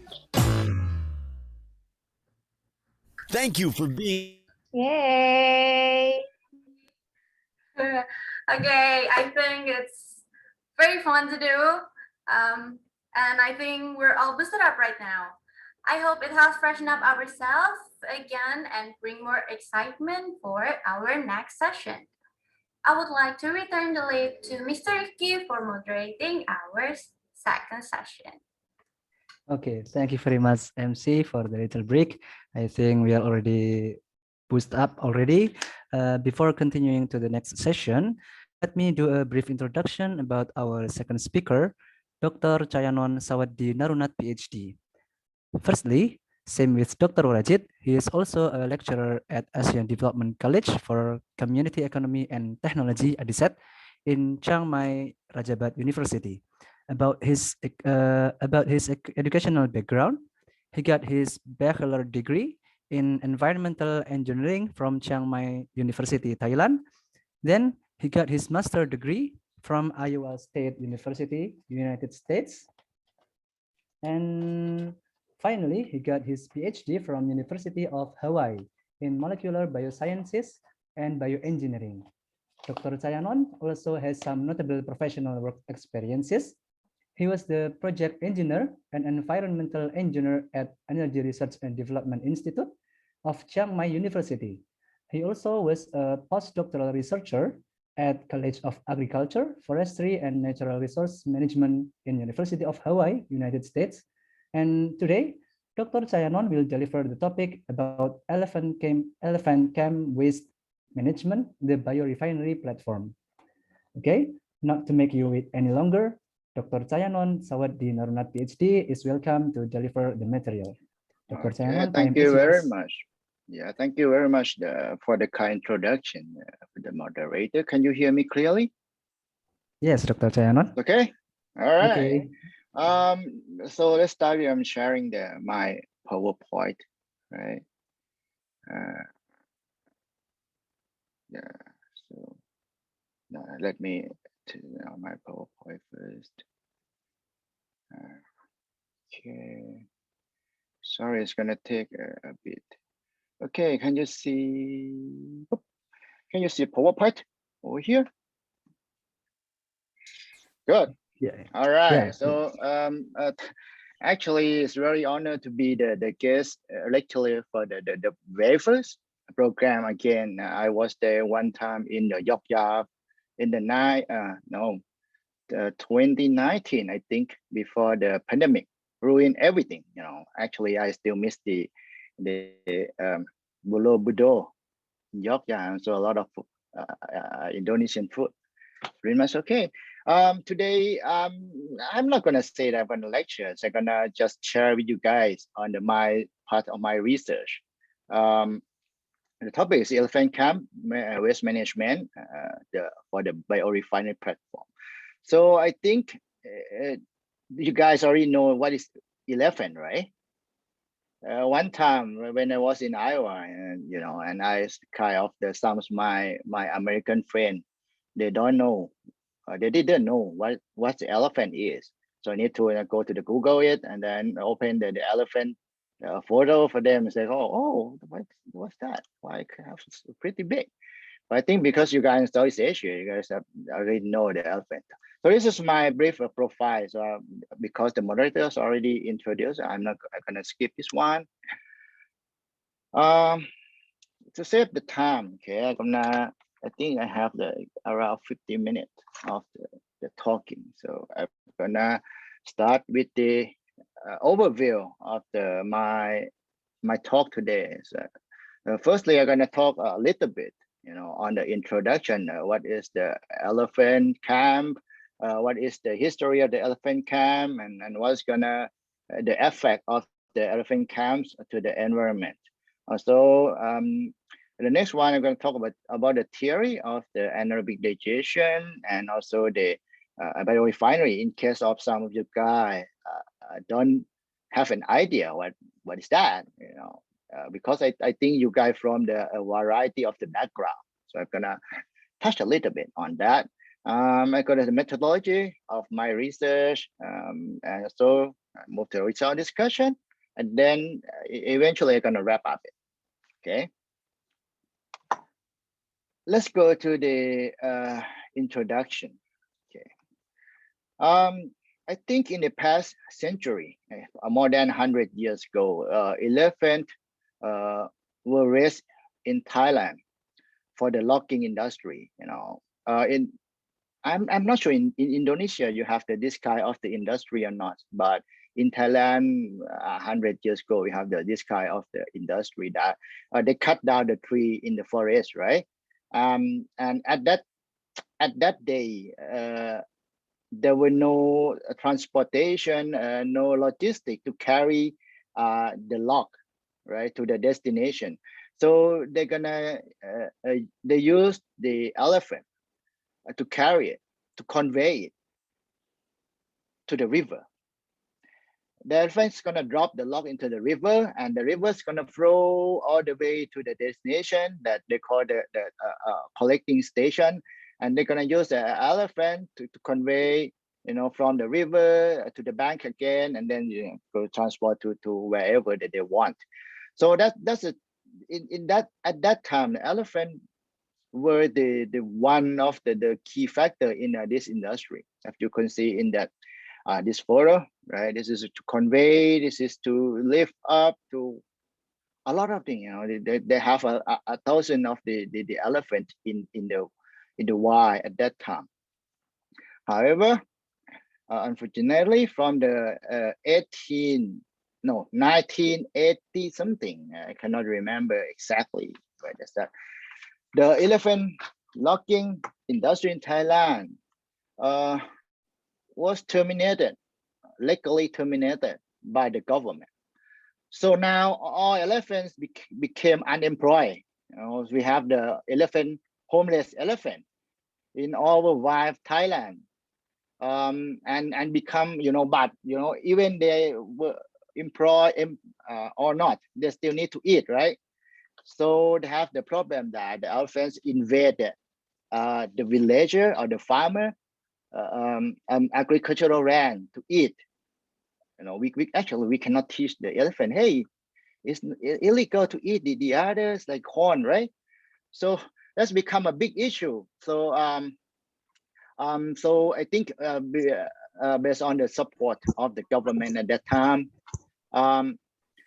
they set up that we call the elephant camp, especially in the northern of Thailand. So now the elephant were raised not for the logging industry anymore. They turn to be a tourist. It's become a tourist. Anybody have ever visited the elephant camp before? Can you hands up? No? Oh, come on. Okay, let me change my question. Hey, in your country, do you have the elephant? Right? Some, okay, yeah, I have it. But in your country, do you have the elephant camp? how can I see that words that, you know, shared? Okay. But anyway, so in at that time, so the councilmen, they collect the, you know, elephant together and become have a lot of activity for the tourists, like elephant show. The elephants gonna you know, play soccer. You can go to the elephant bathing. You're gonna pay $100 to you know, accompany elephant bathing. You can clean, you know, go helping clean elephant barn, live in elephant. You can, you know, sit on the elephant and then go to the jungle tours, stuff like that. I have we call the nature tourism, right? To travel along the river. That's become a good idea, you know, until we have a lot of elephant in the northern part of Thailand. Oh, this is before I jump to the next slide. This is one of the you know, famous selling point of the elephant camp. This elephant have the ability, they have a really talent to draw a picture. The picture on the right hand side is the, you know, the word drawn by the elephant. So it's quite good. Maybe it's better than me. I mean, yeah, sometimes I personally I have visited that they many times. This is one of the jaw-dropping activity that, oh, how can they draw it? You know, how can they know that they're gonna use the green? How can they know it's gonna red? How can they know the leaf, the tree is gonna be like that? That's part of fun. Okay, so when we but based on the activity that I presented, you know, so they need a lot of water in the elephant camp activities, right? You clean up the barn, you washing, you clean up the elephant itself, you go to for the tourists, you cleaning, blah blah blah blah. So 99.99% of the elephants camp were located nearby the river, as you can see in this one. So this is the river, right? They actually normally they're gonna locate over here and then let elephants jump into the river and clean it, and they're gonna pump the water from the river to clean up the barn. So can you imagine what's gonna happen if you have a, you know, I can tell you that in the northern Thailand, I think this is that survey 10 years ago, there were 3,000 elephants in the only in the northern part of Thailand only, okay, and then that can generate like 60 tons of the elephant dung a day, you know. So what's going to be a problem? You want to share? So I don't know how can I cannot see the, you know, the chat box. You can share. You say, actually you can drop on the chat box, but anyway, okay. The problem is the dung, right? Because you cannot tell the elephant, hey, do not poo into the river, right? Because they are animal, and we cannot speak the animal language, all right? So they're gonna poo into the river, and then when you wash the barn, the dung, elephant dung, gonna contaminate it to the river, right? And become a big issue because nearby the elephant camp, there are a lot of the villager, you know, and then the one is a wastewater that come from elephant camp, and the second one is odor, that is smell and the fry. That make a lot of the unhygienic stuff, and then they were complained by the villager nearby. This is to confirm that there are a problem on the water quality effect from the elephant camp. The PCD, the Pollution Control Department of Thailand, they investigate the water quality from the upstream of the Ping River and then downstream of the Ping River, midstream also. That river, that part have, I think, around 10 to 20 elephant camps along the river. They found that you guys know the fecal coliform, right? The fecal coliform indicated the is indirect reflect to the contamination of the fecal, the feces, the manure, the dung into the water. So in this case, you see the fecal coliform for the upstream is only 200, right? You see, midstream is what? 60, 1,000. So it's a 300 times increase in the fecal coliform, okay, in the downstream. So in this case, it might be, you know, they just have an assumption. It might be some activity from the elephant camps gonna affect the river. Okay.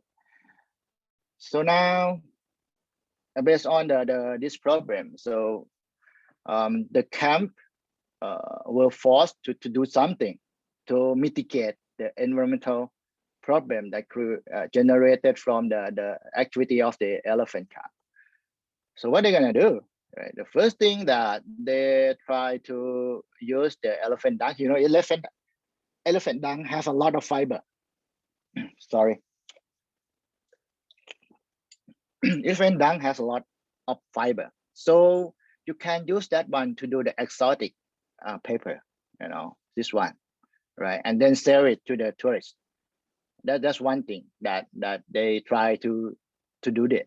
And the second one, you can compose it and use as a fertilizer to grow the. In Thailand, the elephants gonna eat the we call the napier grass, the tall grass, very tall.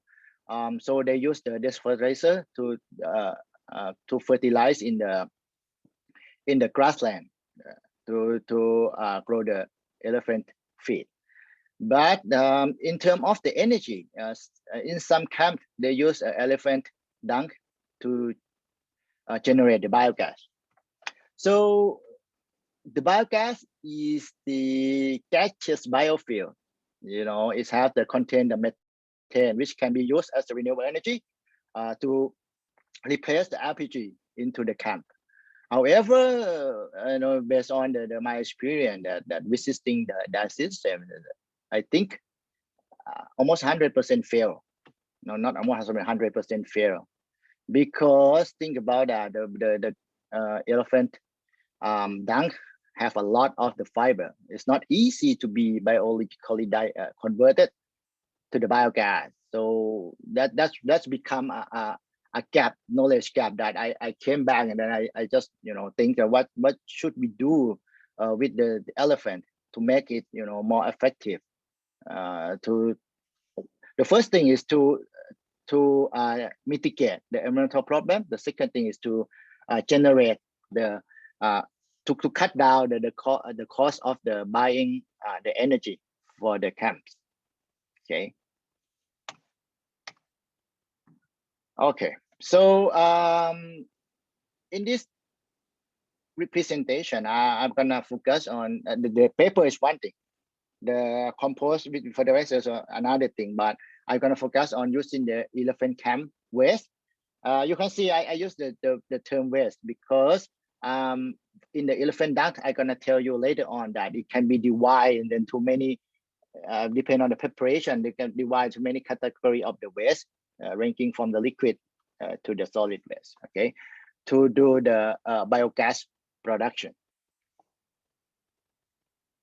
All right, so I'm not sure that. I think some of you guys have the background or have ever heard the term of the biogas before, but I'm not sure that.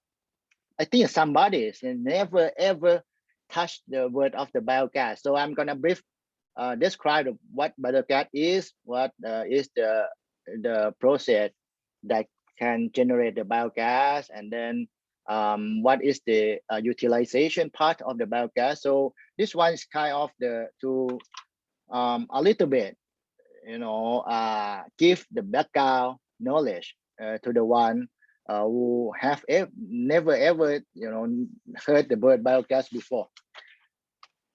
All right, so actually the biogas is from the process that we call the anaerobic digestion. But when you go back and then when you want to search in the Google, you can use the term the biogas technology. You're going to get the same thing. The biogas is a gaseous biofuel and produced from the biological decomposition of the organic matter without in the environmental without oxygen. Should be no oxygen into the in the biogas system. So they're gonna have the another type of we call the anaerobic microorganism to convert the organic matter to the biogas. In the produced biogas, the methane, methane, right? Methane is the same gas as the natural gas. Actually, what do you know? LPG, liquid petroleum gas. You use it, right? I think you use it worldwide. Indonesia, Thailand, Nigeria, wherever you use the LPG. What is the gas in the LPG? Do you know it? Come on, So now I don't have the chat box. I cannot see the chat box. So you can unmute yourself and answer the question to make sure that you guys are still with me. Is to make sure that you guys are still with me and it's a fully wake up. The pain of to be a second session is that if the first session present pretty good, and then they're gonna give the pressure to the second one, right? But if you guys sleep since the first session, the second session you're gonna continue sleeping. All right. So again, my question is so simple. What is the LPG? What is the gas in the LPG? Propane and butane. Yeah, thank you very much. Propane and butane. Yeah, but in the natural gas is methane. Okay, so why I want to say this? Because if you produce a biogas, you can use as the fuel to produce either electricity, to produce the heat, to even after purification, you can put it as a fuel for the vehicle. Okay, so that's a lot of the contribution for the methane. All right, this is a little bit the nerdy anaerobic digestion process, but actually it is the complex chemical process from the organic compound, right? From the carbohydrate, protein, fat. The first state they call the hydrolysis. Hydrolysis means water. So this is to break down with the water. So carbohydrate from carbohydrate, which is the polymer, is going to become the monomer, which is sugar, right? Protein to the fatty acid, amino acid, and then fat to the fatty acid. The second one we call the acidogenesis or fermentation. They're going to convert it, the amino acid, sugar, the monomer, to become a volatile fatty acid, which is the acid with the carbon less than 5 atoms. Acetic acid, propionic acid, butyric acid, blah, blah, blah, blah. Okay. And then the third one is acetogenesis. From the acid that they produce, is going to convert to only acetic acid, only single type acid, we call acetic acid, and carbon dioxide, hydrogen. And the last one, the here, the methanogenesis, is going to convert it, acetic acid and hydrogen, carbon dioxide, to methane, which is the final product. You see, it's really complicated, really complicated. And then a lot of, equation, a lot of the reaction happen along the way. But I'm not going to go deep to that because I think you're not going to study PhD. My assumption in the anaerobic digestion is going to take time. All right. In the biogas, it consists of the majority, the 50 to 70%. It's come a methane. The majority is going to be methane, so that's why we use this gas to become a biofuel. 30 to 45% for carbon dioxide, and the other trace gas is going to change a little bit, like the hydrogen sulfide, and then ammonia. Okay. For the methane and carbon dioxide, methane has a heating value, but carbon dioxide, they don't have heating value. So if you have the biogas with majority turn to be carbon dioxide, it means that your systems fail.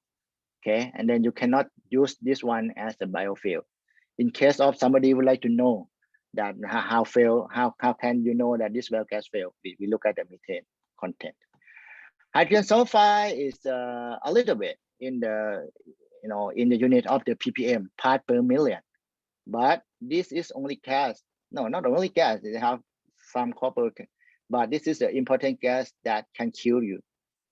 Can kill you. The others, methane monoxide, yeah, if not that much, you're gonna be okay. But just hydrogen sulfide with the part per million unit, it can kill you pretty fast. So that's become safety reason to deal with the biogas. All right, so this is the example of the agricultural waste, the landfill gas, the blah. You can see that methane is a majority gas. Okay. Okay. Actually, there are many organic substrate that can be served as a feedstock for anaerobic digestion. Okay, ranging from the energy crop, organic fraction, municipal solid waste, algae, animal waste, agro waste, sewer sludge. But if there are animal waste, like a pig manure, like a part of cow manure, you can directly go to the anaerobic digestion. But if the energy crop and also elephant dung, you need we call the pretreatment option to open the site to the. You need to think about this. Anaerobic digestion. This is a biological process that the bacteria, the microorganisms, gonna convert the organic waste to the methane, right? But the biological system, the one drawback is so weak. It's gonna secrete, release the enzyme to degrade it, blah blah. So this is the pretreatment. We help degrading the substrate before the anaerobic microorganism can eat it and convert to the biogas. It's kind of, imagine that, if you eat some things like a pizza, if you just eat the pizza directly, get to the stomach, you're gonna get the gas, a lot of gas, and then maybe stomach ache or thing. But you need to chewing it. So this is a chewing process. Okay.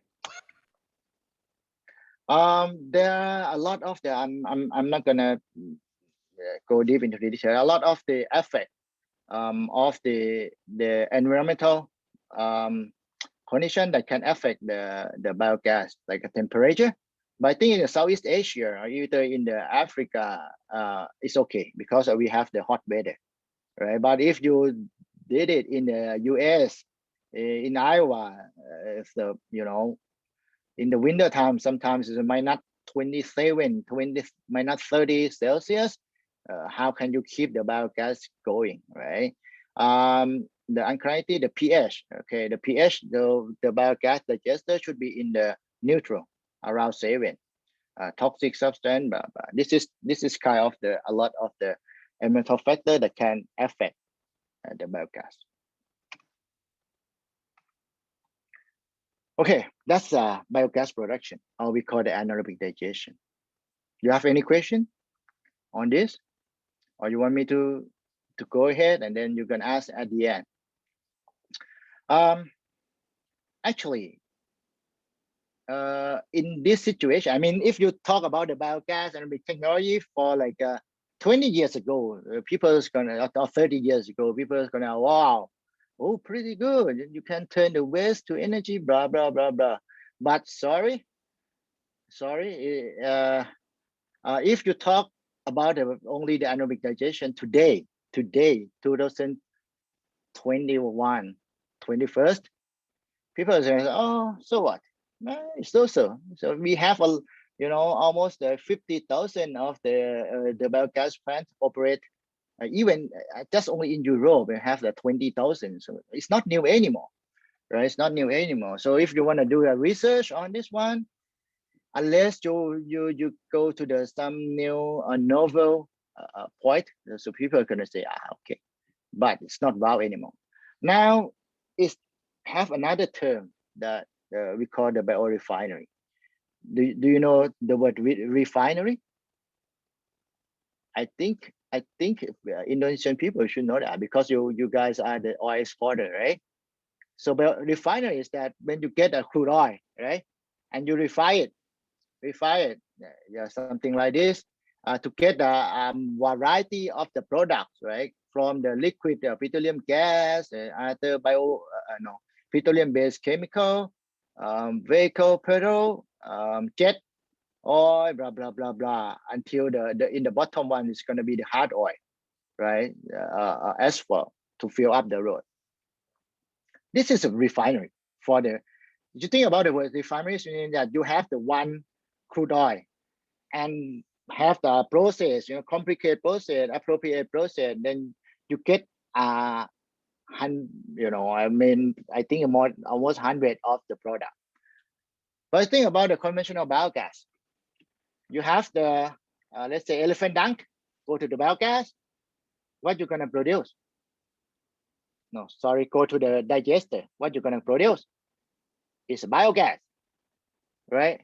Just only biogas. And then if today, if you talk about that, I think in the first session, somebody said that, asked the question to the lecturer that in the future, if the nuclear or the become mature technology, so what is bioenergy is going to be, right? What's the future of bioenergy?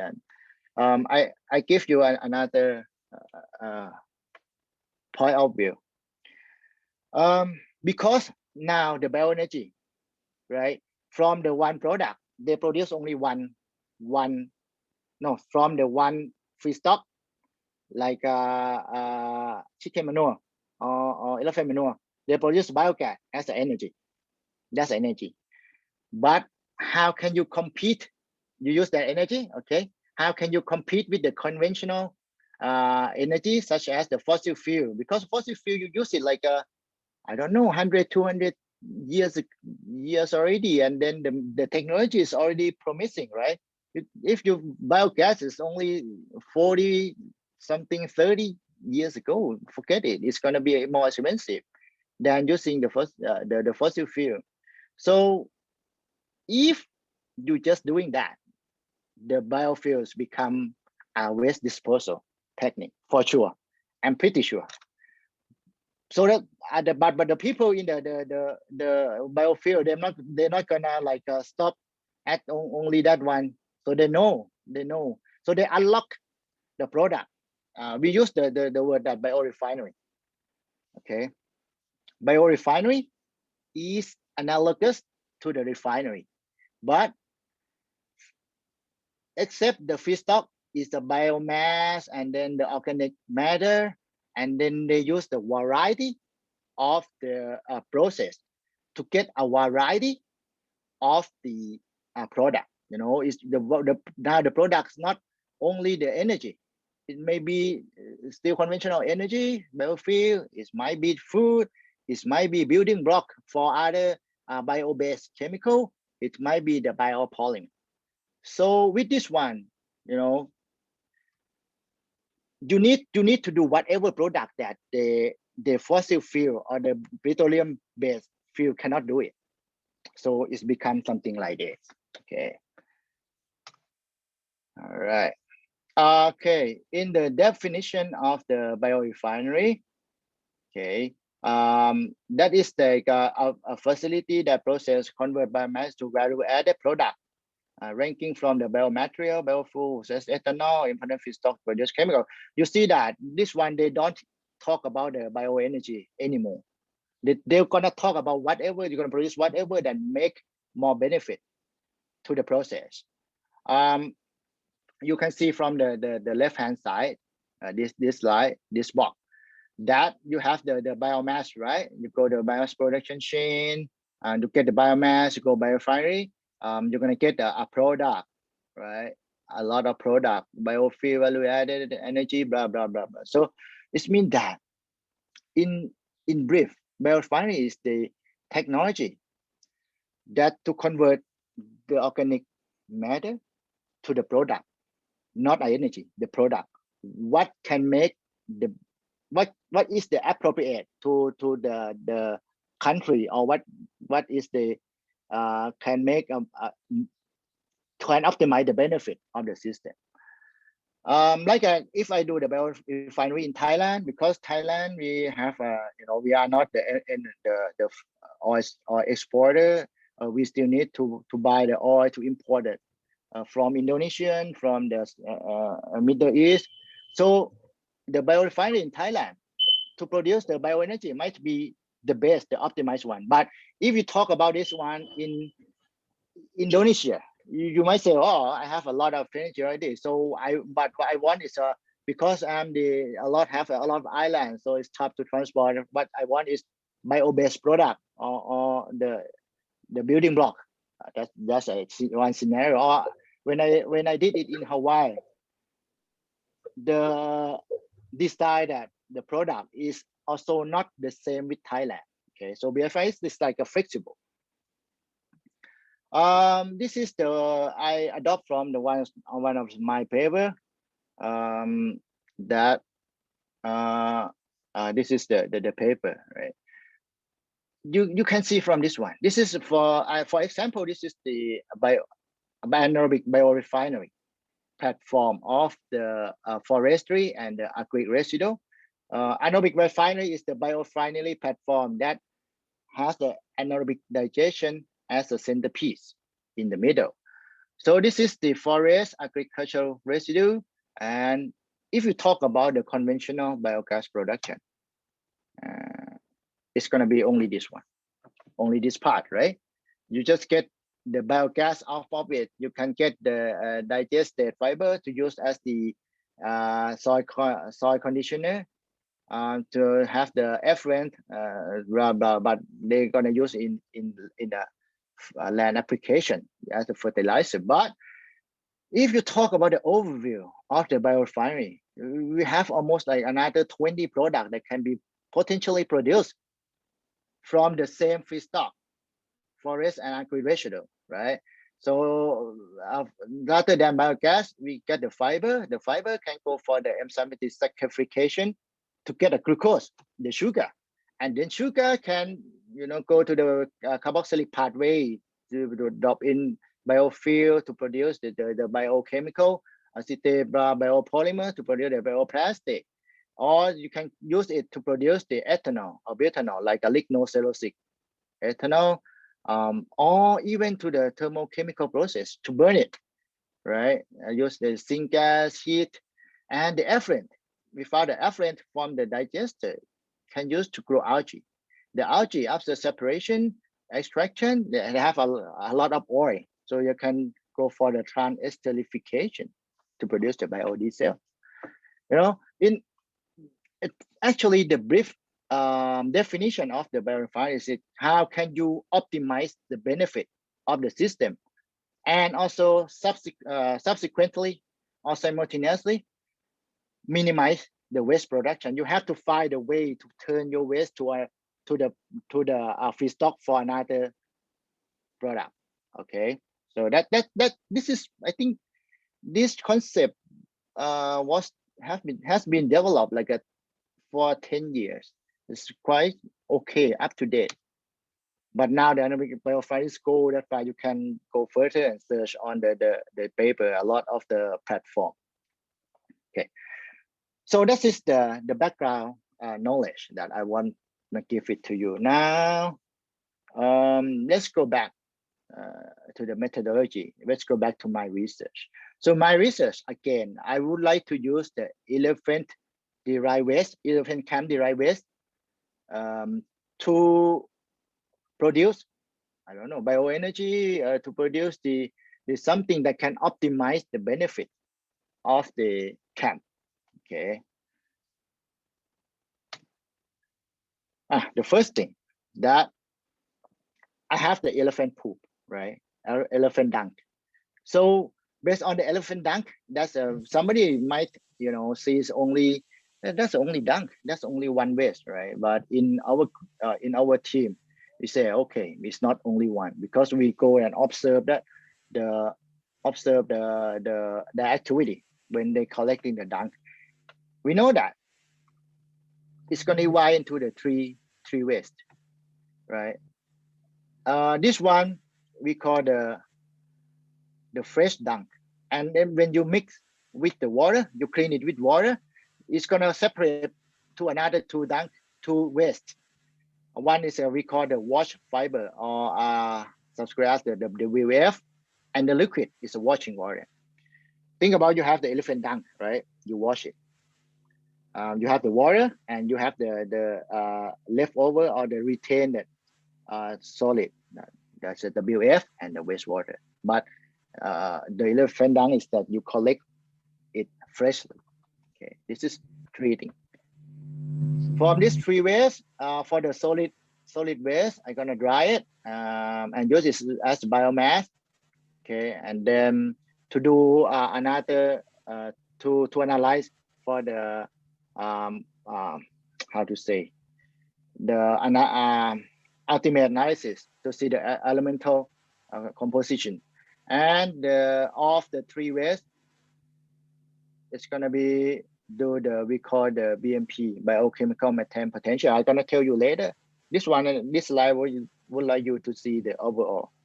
Okay. Okay. This is the overall. Actually, this is concept idea of the first time that our research.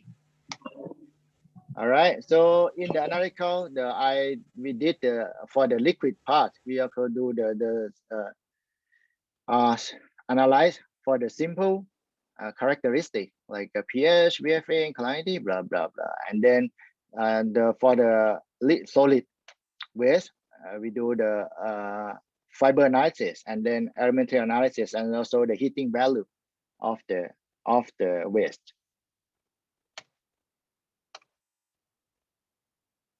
Okay.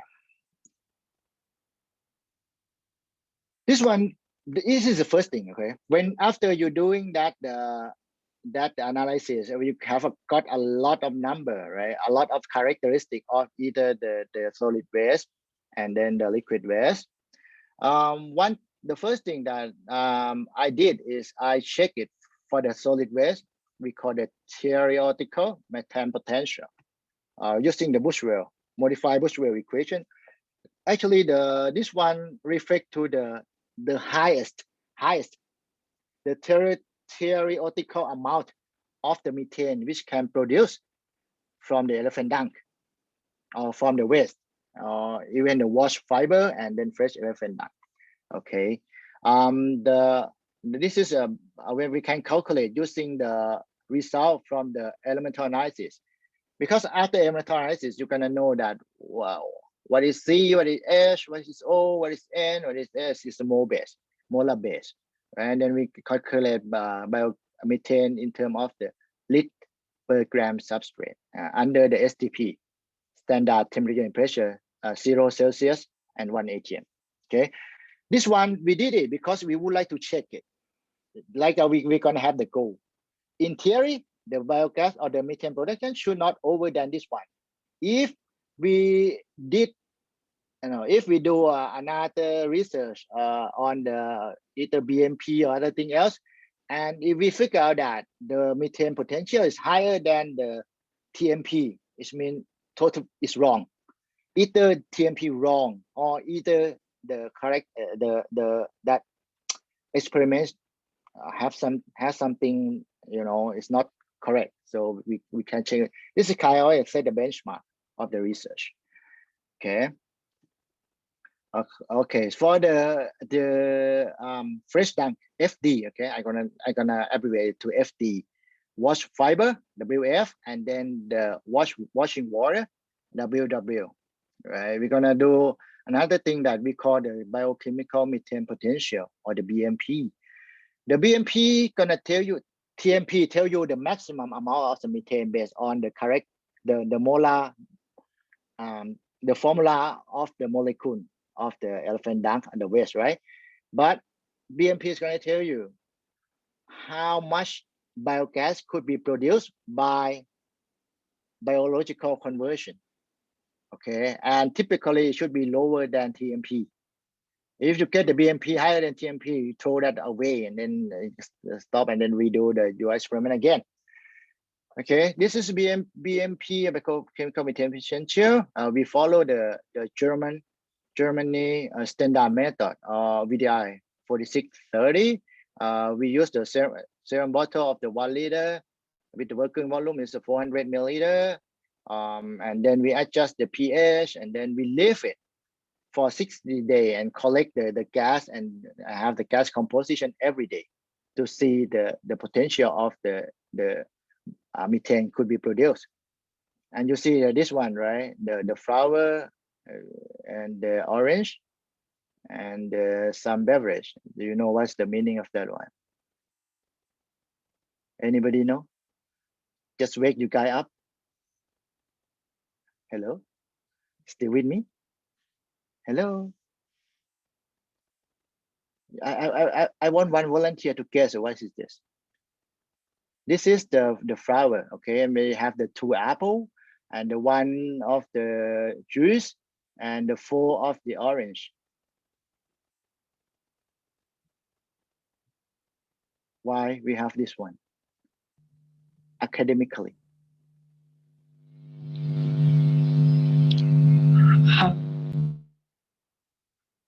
Go ahead, answer. No, just wake you up. I think I have come too fast. Volunteer, one volunteer.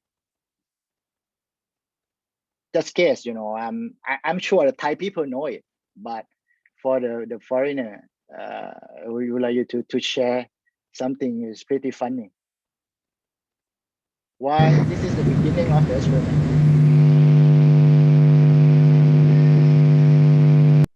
Oh, okay. Why they put this stuff in front of the reactor, the experiment? You know, and it's gonna be here only a day.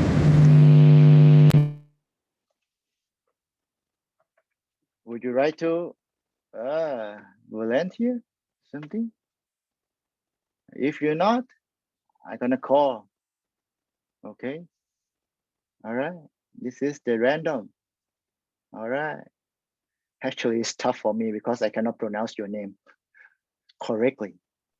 Okay, the ones next to me is Farah, but you are MC, right? But you can answer it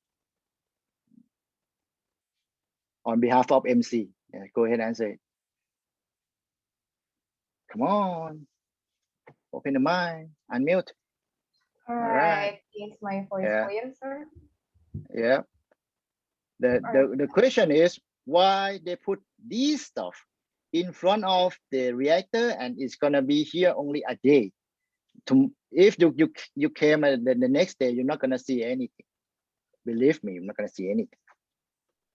Why?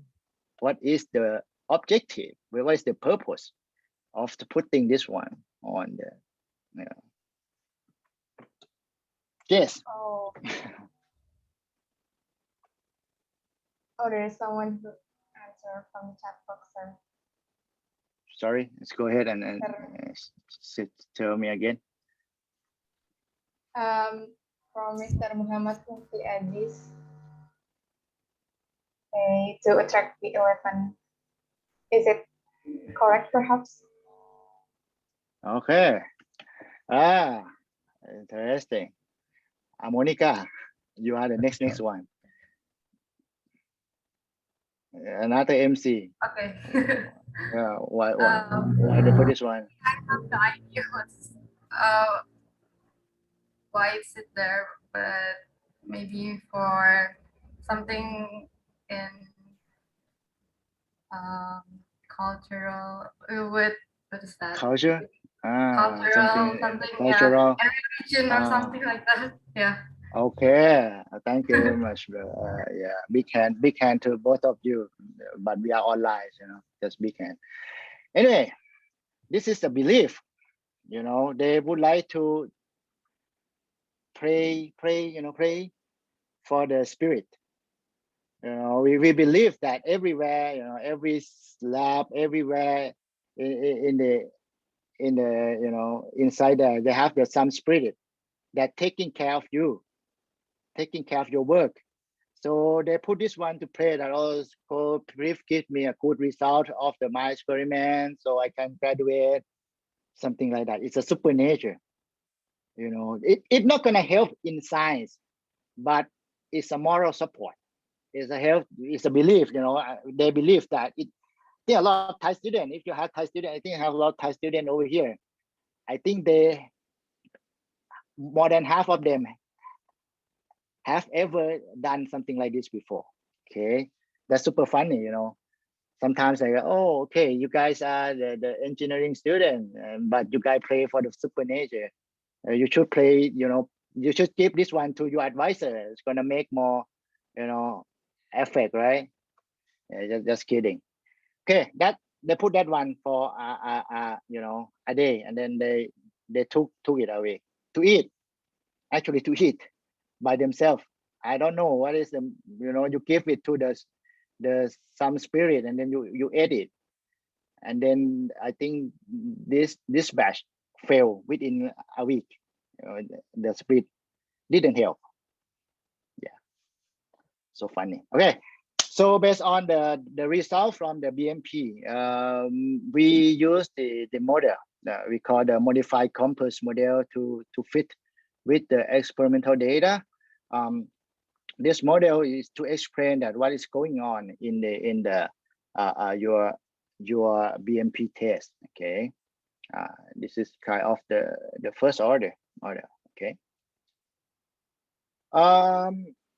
So in this research that I told you that we would like to integrate the anaerobic digestion to produce biogas, and then the thermochemical process to enhance the benefit of the system. That the model thermochemical process is we call the torrefaction.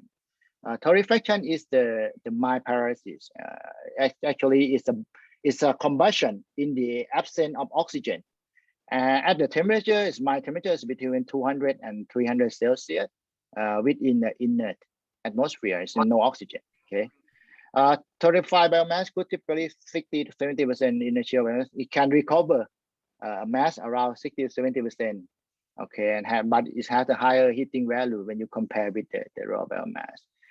The benefit of the torrefied biomass is increased energy density, homogeneity, improved gradability.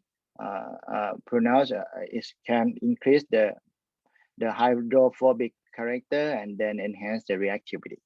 Okay, actually, just memorize that the torrefaction can enhance the characteristic, the thermal characteristic of the elephant dung. Okay, go to the results and discussion. Excuse me, Dr. Chayanon. Yep. I just want to remind you that we only have about 9 minutes left. 9 minutes, right? Yes. Okay. Yeah, okay. No problem. I'm gonna speed. Okay. Like Thank a you very train. much. Yeah. Okay. 9 minutes. All right. But actually, this is the brief in the result that I have. The first thing is the characteristic of the liquid and the fiber substrate. The first thing I would like you to see is the VS per TS, volatile solid per the total solid of the elephant dung, and the wash fiber is pretty high, 61% and 79%. It means that it contains very high organic matter, so it can be good for the anaerobic digestion. The CN ratio is carbon to nitrogen. It also good for the anaerobic digestion. Okay, this one is I would like to check that this elephant dung is good for the anaerobic digestion or not. My answer is good.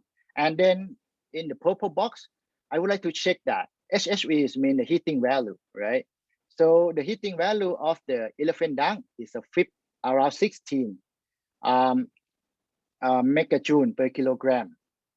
Okay, and the wash fiber is also around 16, right? A little bit lower than that. What does it mean? It means that even you wash it, you know, it's not gonna decrease the heating value, okay, of the elephant dung.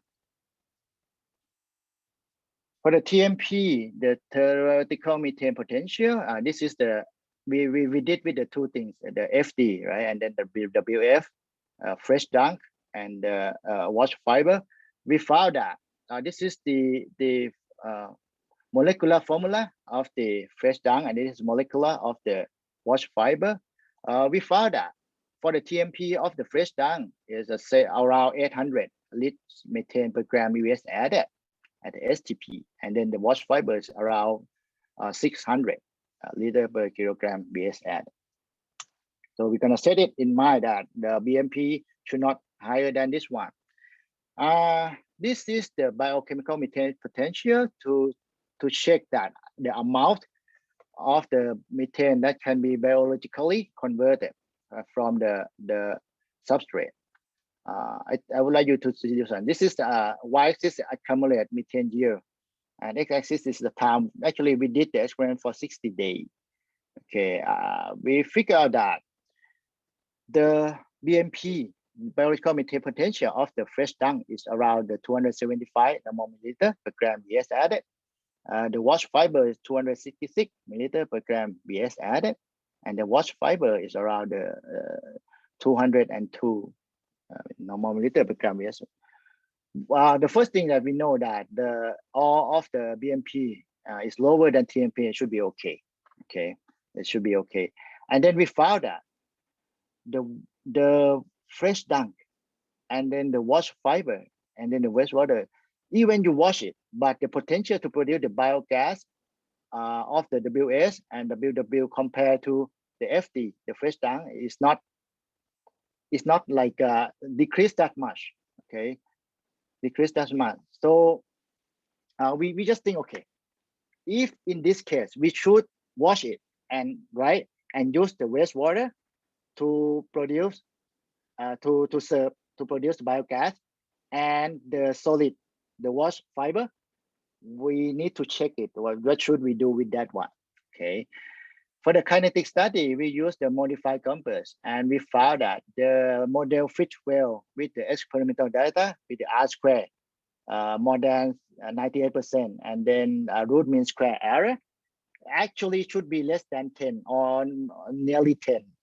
It's going to be a well fit of the model. So this is okay. And we found that the FD also show the highest methane potential of the 200, predict methane potential of the 293. WS is 277, and then WW is 213, which is the same trend with the BMP test. This is a thermochemical process.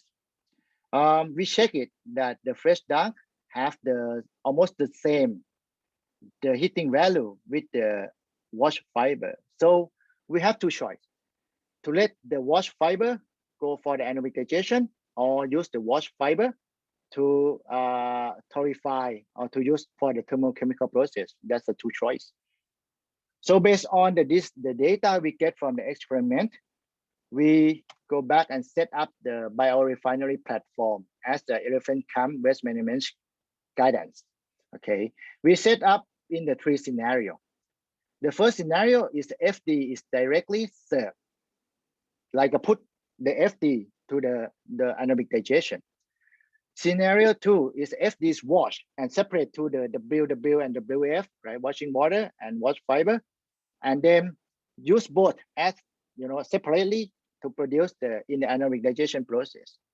And scenario T just follow scenario 2, wash it, separate into two, and then use the WW as a waste water to serve produce biogas, produce biogas, and then the wash fiber for the thermochemical process, like a torrefaction. Okay, so based on the three scenario we set up, we just check the potential of the energy that we can get it, right? So we found that scenario 1, we get like 1,700 kilojoule per kilogram dry weight of the elephant dunk. The scenario 2, wash it and then put both into anaerobic digestion, we get the 2,500. Okay, but scenario 3, that the liquid portion, So this is okay. So we put the liquid portion into the digester, and then we put the wash fiber for the thermochemical process. We're gonna get like a 15,000, so pretty high. So now we get the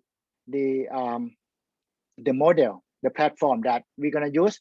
Wash elephant dung. Use the wastewater to produce biogas, and then use the retained fiber to produce the heat energy by the torrefaction. Okay, and then with that part, we design the community scale, the anaerobic biorefinery for the elephant camp in Chiang Mai. This is the process that we have fresh elephant dung. We wash it, okay, and then we put it here. The water is gonna flow through in here and then produce the biogas. The wash fiber, we're gonna dry it and put in the biomass stove to replace the LPG. Okay. This is the real digester. Okay, this is the digester is located right next to the elephant camp. This is the capacity of the 1 cubic meter, which can handle like 1 to 2 the elephant. Okay, and you can see this one. This is the retain in the basket. It's a retain fiber, and when we wash it, the water is going to go through the digester and produce the biogas, and then they're going to use for cooking over here to replace the wooden fuel.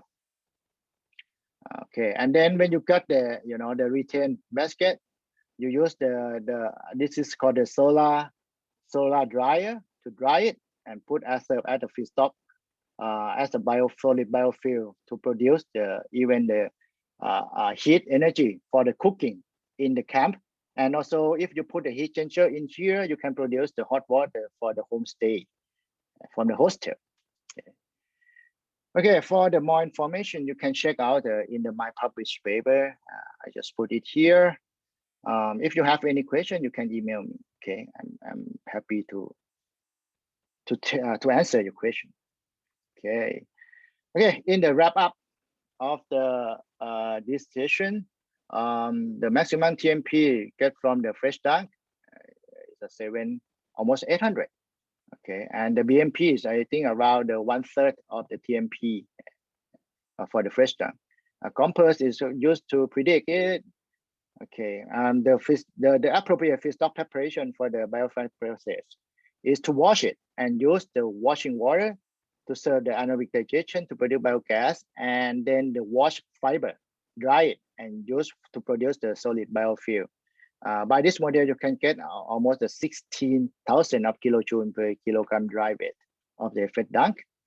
Okay, and then the biofuel concept could be applied to manage effluent camp derived waste effectively.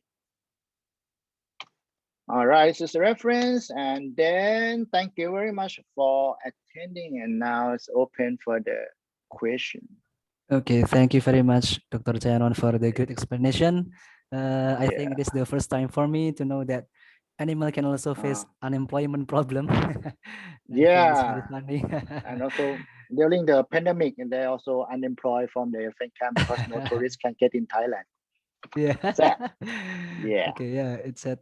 But now we will enter the Q&A session with the speaker. For all the students, if you have any question in mind, you can send it through the chat feature and I will read it for you. Or you can raise your hand using Zoom feature and I will ask you to unmute your microphone. Excuse me, Dr. Chayanon, I want to confirm something. Do you really unable to access the chat feature? I cannot. This is the problem. Okay. I try to check it. I'm not sure what's happening, but I should stop sharing first. Oh no, actually it should be here, right? Okay, I will. No, I cannot see the chat. Question for you. Oh yeah, there's already now some I can question. get it. Is the hidden? The first one. Okay. Yeah. Okay. Can you already access it? Yeah. Not yet. Okay, I will read it for you. The first question comes from Julia. The question is, in your opinion, doctor, is it possible for Southeast Asian countries to be able to produce biogas, mainly from the use of macro and micro algae? Also, do you think that using microbial sources will make it sustainable for the future generation of right. biogas? Good Okay, that's question. the first question. Dr. Should Sayanon. be. Thank you very much for the question and for the moderator. Yes and no. I mean, you know, in Southeast Asia, there are the really good potential to grow the microalgae. Okay, the microalgae you can grow in the reactor. The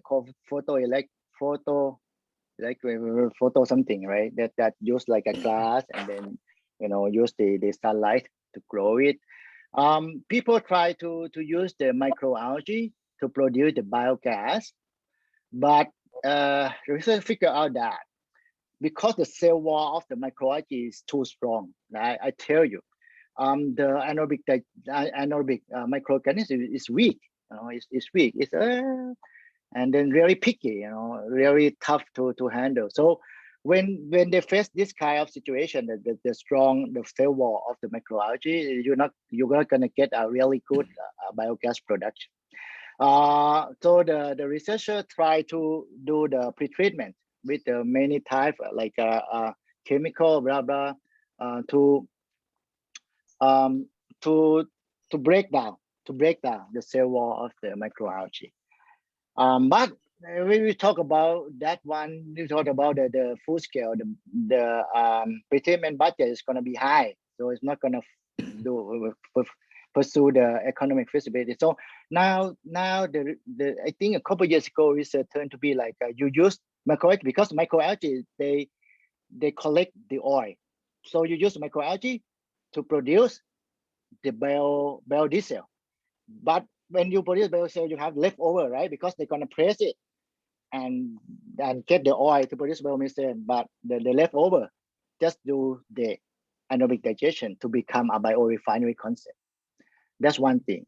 For the macroalgae, that even worse, I think, because as I tell you, now if you talk about the biorefinery concept, when you want to turn something to be the energy, they're gonna declare that's the lowest value product. They're gonna have the upside down pyramid like this. If you have the one substrate, the first thing you need to think about is how can you turn that substrate to be a pharmaceutical stuff, to be a medicine. That you get the highest value. The second one, you turn it to be a food. That's the second thing. The third one, you turn it to be a bio-based product.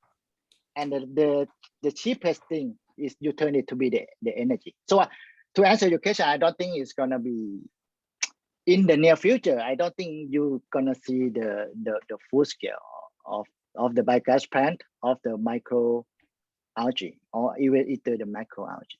Yeah. Do I answer your question, Julia? Okay. Chairman, for the yes, answer. completely answered. Thank you. Yeah, no problem.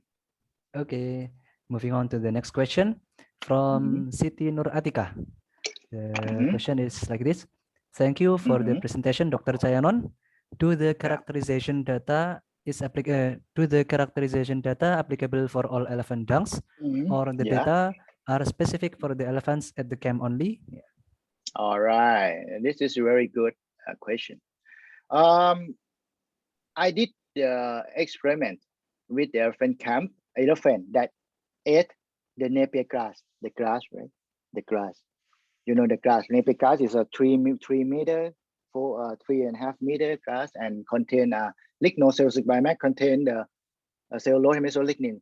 So based on the feed, the poop, the dung contain a lot of the cellulose hemicellulose. But if you talk about the wild, the wild elephant, they might eat something else like a pineapple. I don't know, blah blah. That have so the characteristic of the dung might be different.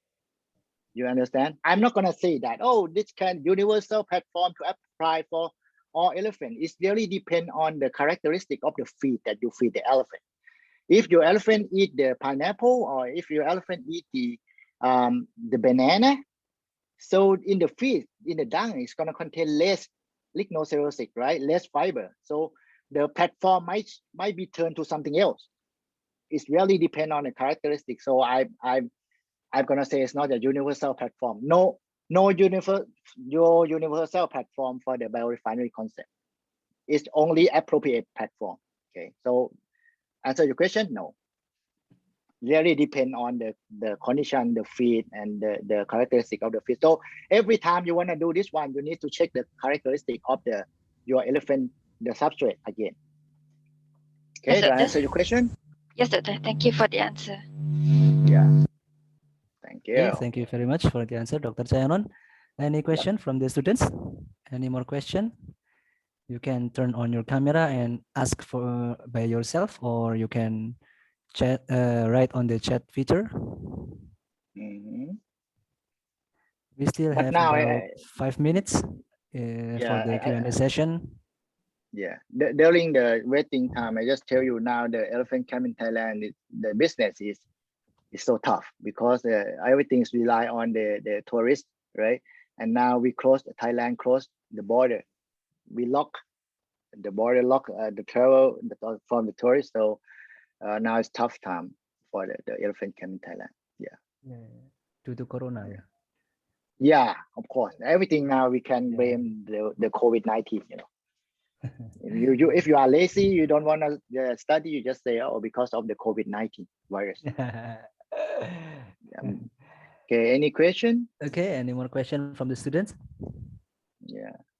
Or maybe while waiting for the next question from the student, I want to ask you a question by myself.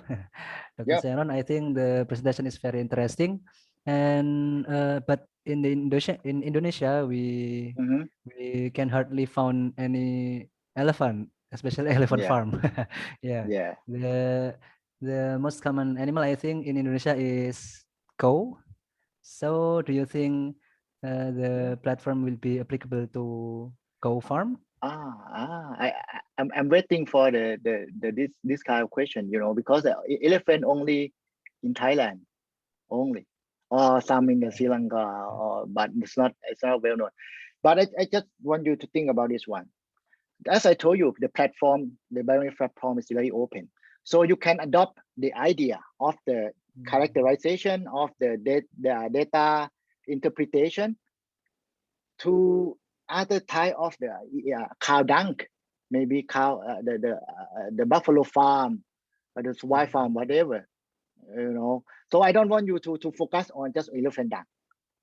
If you go for the cow dung, you characterize it and you just interpret it, you learn it. Your biorefinery platform for the cow dung is going to be different from this one, right? But just adopt an idea. Do not adopt the process. Okay. Do I answer your question, sir? The key is the characterization. Yeah. So yeah, characterization and data interpretation. Okay. Okay, thank you very much. You characterize it, and then how can you interpret it? So the most difficult thing is how can you set up the scenario that reflect to your purpose. Yeah, there is another comment from Julia. She said, I think any animal manure works as long as it has high conversion percentage. Actually, yes and no. You know, somebody say that. Okay, in this one is you talk about conversion of the biogas, right? But in some I just tell you one case. I found one case that they say that they don't want a biogas. They just want biogas just for small amount. But what they want is that they would like to destroy the volatilized matter in the elephant dung, and they want the wash fiber for the thermochemical process. But because they use a lot of wood stock, so I told you that.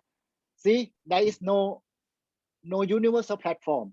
If you change from the one, this is I did in the copper elephant dung, and then this is the platform. This platform is just only work for them. But if you walk to another elephant camp, the platform might be different, you know. So I would like to tell you that it's not necessarily that high conversions gonna optimize the benefit of the platform. Do I answer your question, Julia? but I know you understand it. Yes, I understand. But may I know, since you said that it's not about high conversion energy, then what do we need to consider to make it right. use? Right. That's called the payback.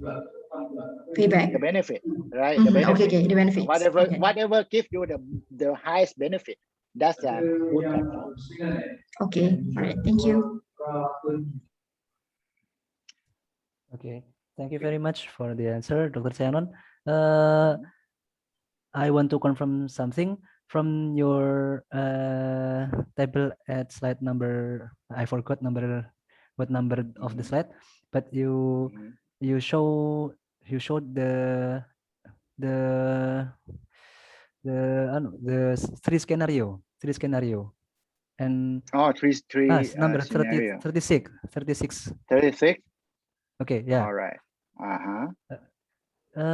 From Okay, this one, right? three scenario, from this three scenario, I think the most energy is produced from the fiber. So is it safe to think that to conclude that the most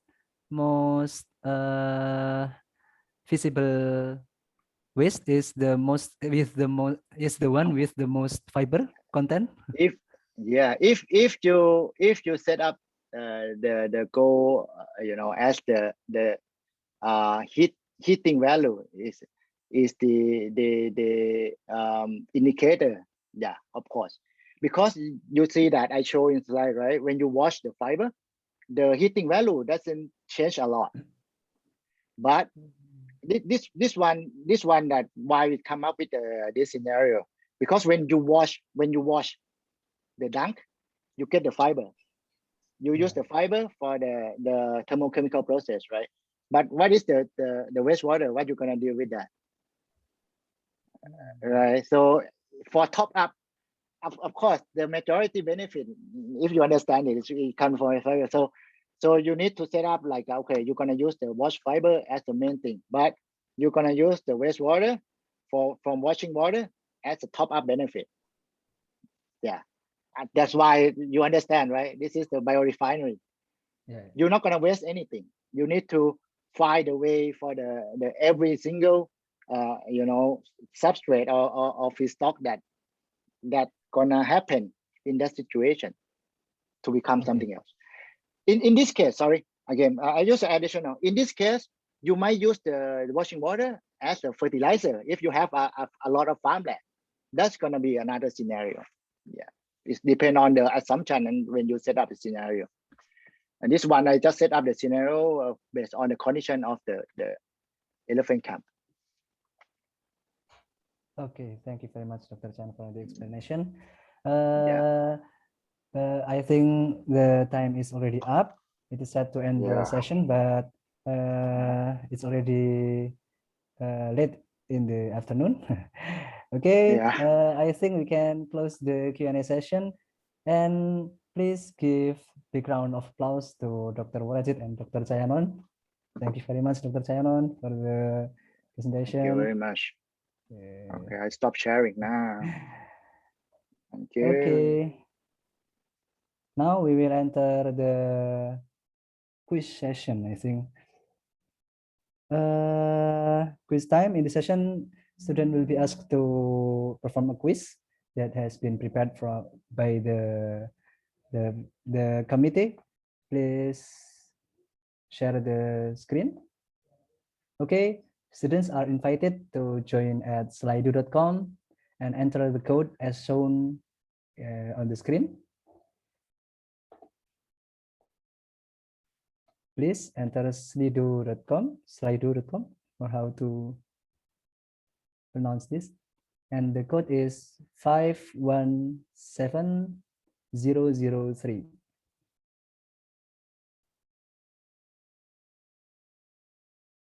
Okay, do you have any trouble joining in?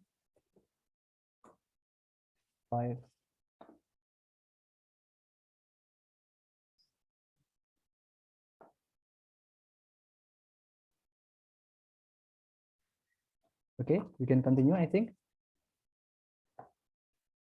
I will write the code in the chat. Okay, the first question is, what is the most abundant renewable energy resources in your country? And please give advantages on switching to non-renewable energy with the renewable one. Okay, so that's the first question.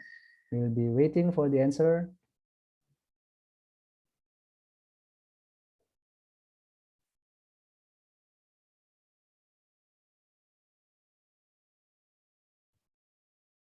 Okay, we have some answer coming in.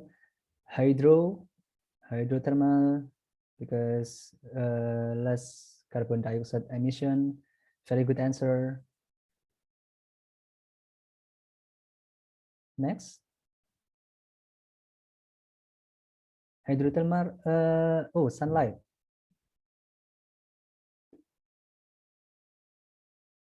Solar energy, environmental friendly for renewable energy resources. Oh, I think we should include the country. Solar energy, hydropower energy to help reducing greenhouse gases emission. We also have solar and wind here.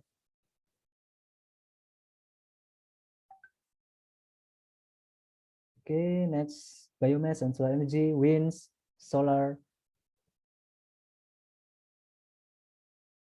There is only still 12 answer. How about the others? Okay, certain answer, biodiesel, hydropower in Indonesia, solar, yeah, okay.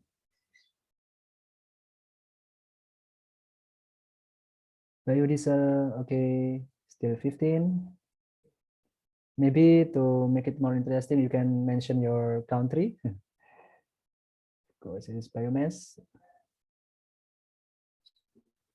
Garbage waste, okay, very good. Yeah, geothermal. Geothermal as well.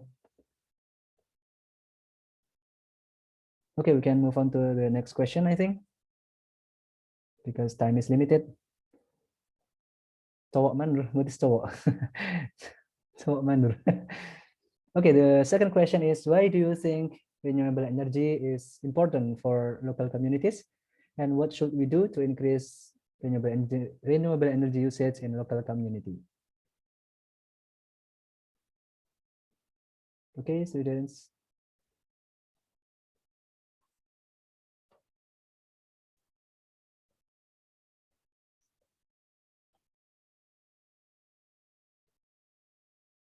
Okay, do you have any answer for this question?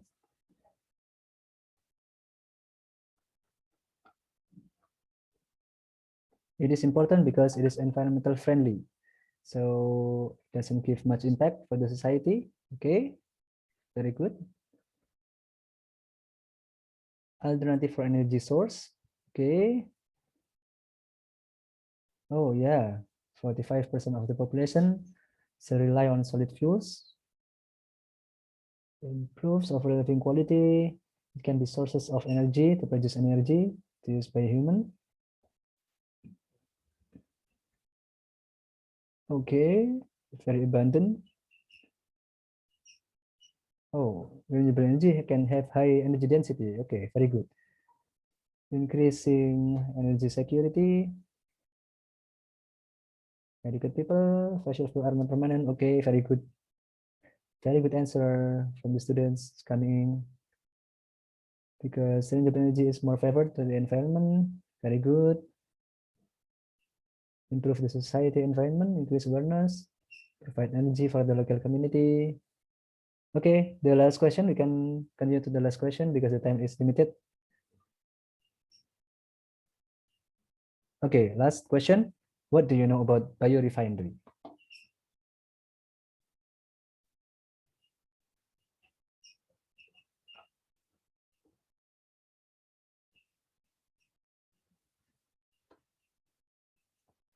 The first two questions, I think the answer is too long.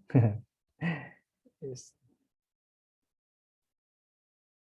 Okay, refinery is a refinery that converts biomass to energy. Okay, convert biomass to energy, mainly produced from organic waste. Refinery for bioresources. The process of changing one material into many useful products, I guess, okay. You need to be sure of yourself. Biogas production from biomass, refining biomass into energy, okay. Yeah. Biorefinery is converting biomass into various of product, yeah. Maybe the most correct answer is to various products, not only for energy, okay. Integrating biomass conversion process, not energy process, okay, very good. Mainly through high temperature to convert a series of resources, okay. Utilize all sources in giving the best benefits for locals. Okay, I think the quiz has already shown that most students, I hope all of us, has already gained more knowledge from the presenter, from the speakers. Before we continue to the next session, I think there is some information from Mr. Muhammad Mufti Aziz. Okay, thank you, Mr. Rifki. Hello, everyone. I hope you are all in the good health. My name is Aziz, chairman of WAFERS. So it is such a pleasure to see you all today and still in a good spirit to follow our summer course. I have announcements, just little announcement, because this is summer course and part of university activity. I would like to inform you about something called similarity checking, okay? So in assignment 1, I have asked all participants to write their assignment, and I have checked, and here at UGM, we try to implement similarity checking. This is part of education. So I understand that this culture, maybe it's not that very popular in many universities, but this is also part of education. I understand that some students, because they do not fully understand if this is okay or not okay. So I would like to, this is part of our service actually. I don't want to embarrass anyone. I don't want to punish anyone. I just want to tell you about similarity checking. I have done that. Oops, this is something else. One moment. So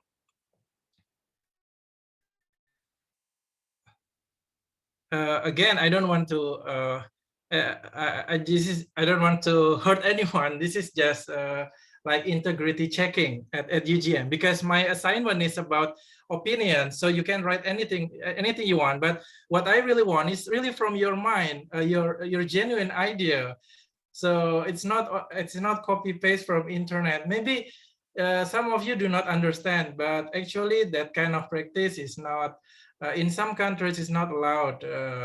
But this is just to tell you, we have Turnitin technology. We have checked, so we can put your assignment in that software. I can get the report directly. So I'm not gonna punish anyone. I'm not gonna embarrass anyone. I just to tell this is part of education, because later when you grow up, you will understand this is okay or not okay. In many countries, this kind of practice is not okay. So if you see here, I hope I hide the name.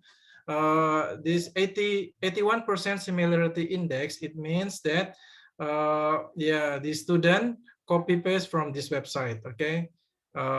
So it's better not to do it. Please don't do it, okay? Try to write everything from your mind, okay? I'm not gonna check everything, but I will check randomly. I'm a good teacher, so I know where to pick. Okay, but some students, yeah, maybe he or she doesn't really understand if it's okay or not okay. But my software tells this is 100% similarity index, so better to avoid it.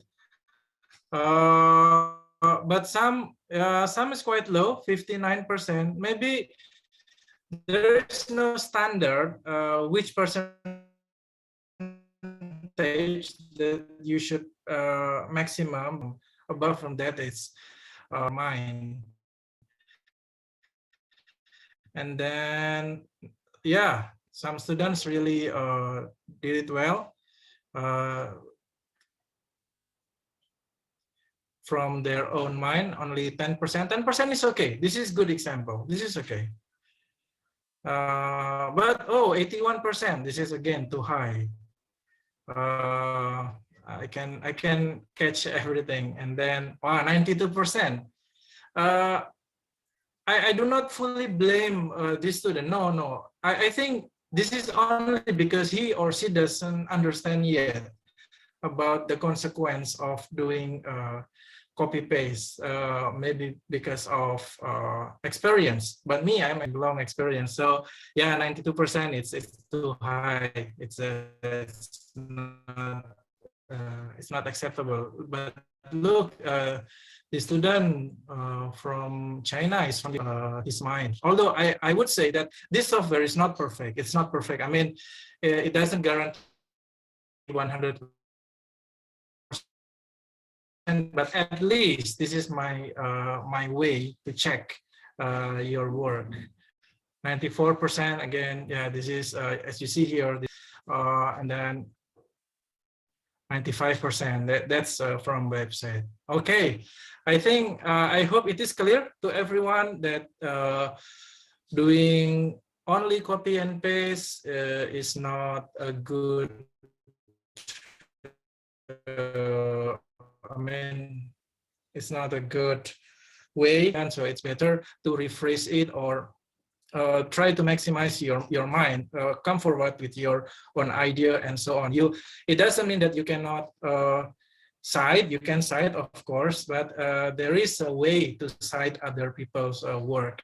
We try to do it. Again, we don't want to punish or embarrass you, but this is more like education. This is part of our service to you all, guys. So you will learn new experience that how we take this course in a good way. Okay, that's all from me. I hope. Is there any questions or comments from you all, guys?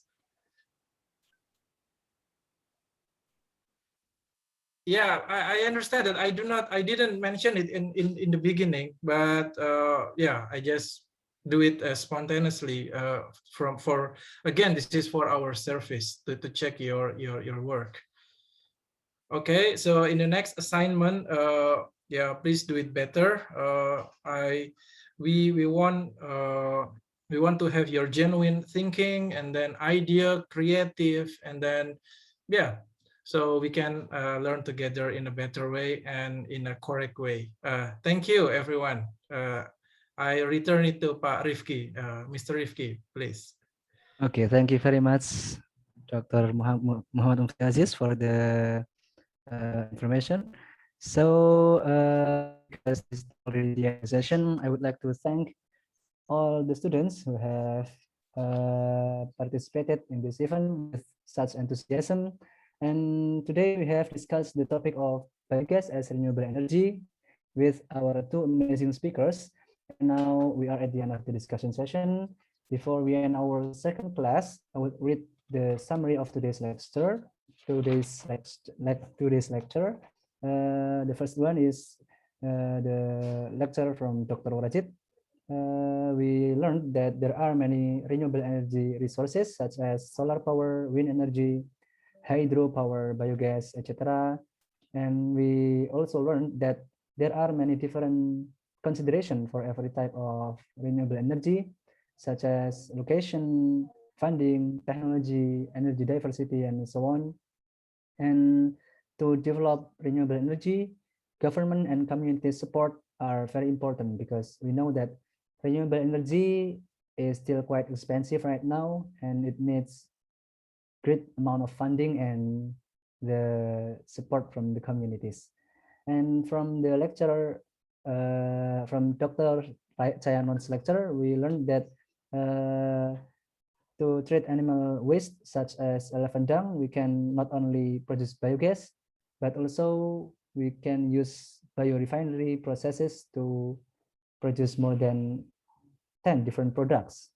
We can do this by separating the solid phase and the liquid phase of the fresh dung and then treat them accordingly. Okay, and some addition from Dr. Chayanon. If we have substrate, we need to think to convert it to pharmaceutical product first, and then if we cannot make it to pharmaceutical product, we can convert it to biochemical product and food, and then biogas for the last resort. Okay, I think that's for the summary. I would like to apologize if there is any mistake that was made throughout our discussion today. Now I would like to return the lead to the MC. Thank you very much, everyone. Okay. Thank you, Dr. Chayanon, for your enlightening presentation. And I also would like to thank Mr. Rifki for moderating our second session today. All right, now sadly, our event has come to an end. Us, as Master of Ceremony, would like to express our utmost gratitude to our speakers, Dr. Waraji's excellent presentation, as well as all of our dear students who have attended today's session until the end. Now we are heading to the photo session. I will do the countdown, and for the staff in charge, please be ready to take the pictures. To our dear students, please turn on your camera and show us your best smile. Okay, maybe all of the students can turn on their camera for the photo session.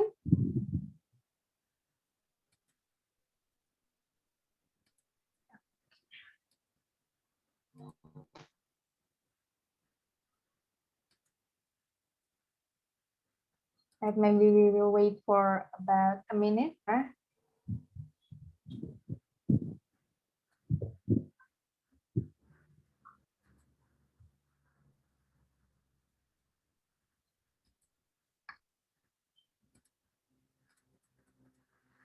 Are the staff in charge ready to take the pictures? Okay, so I see your best smile, your beautiful smile, and I will do the countdown. All right, so 1, 2, 3, pose. Maybe once more. 1, 2, 3, pose.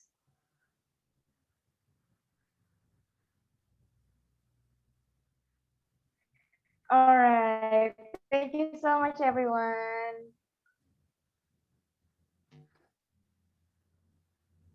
Okay, that's it for the photo session.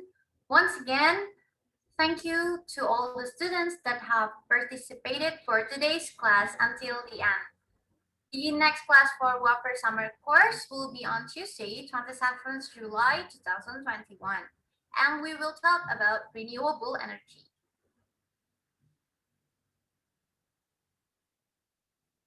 All right, and we also would like to remind all of the students to contact their buddies for discussing work groups. Thanks to all the students who have spent their precious time with us. We apologize for any mistakes made throughout the event today. Have a nice day, and students are now allowed to leave this Zoom meeting.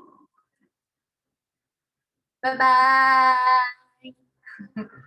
Thank you, everyone.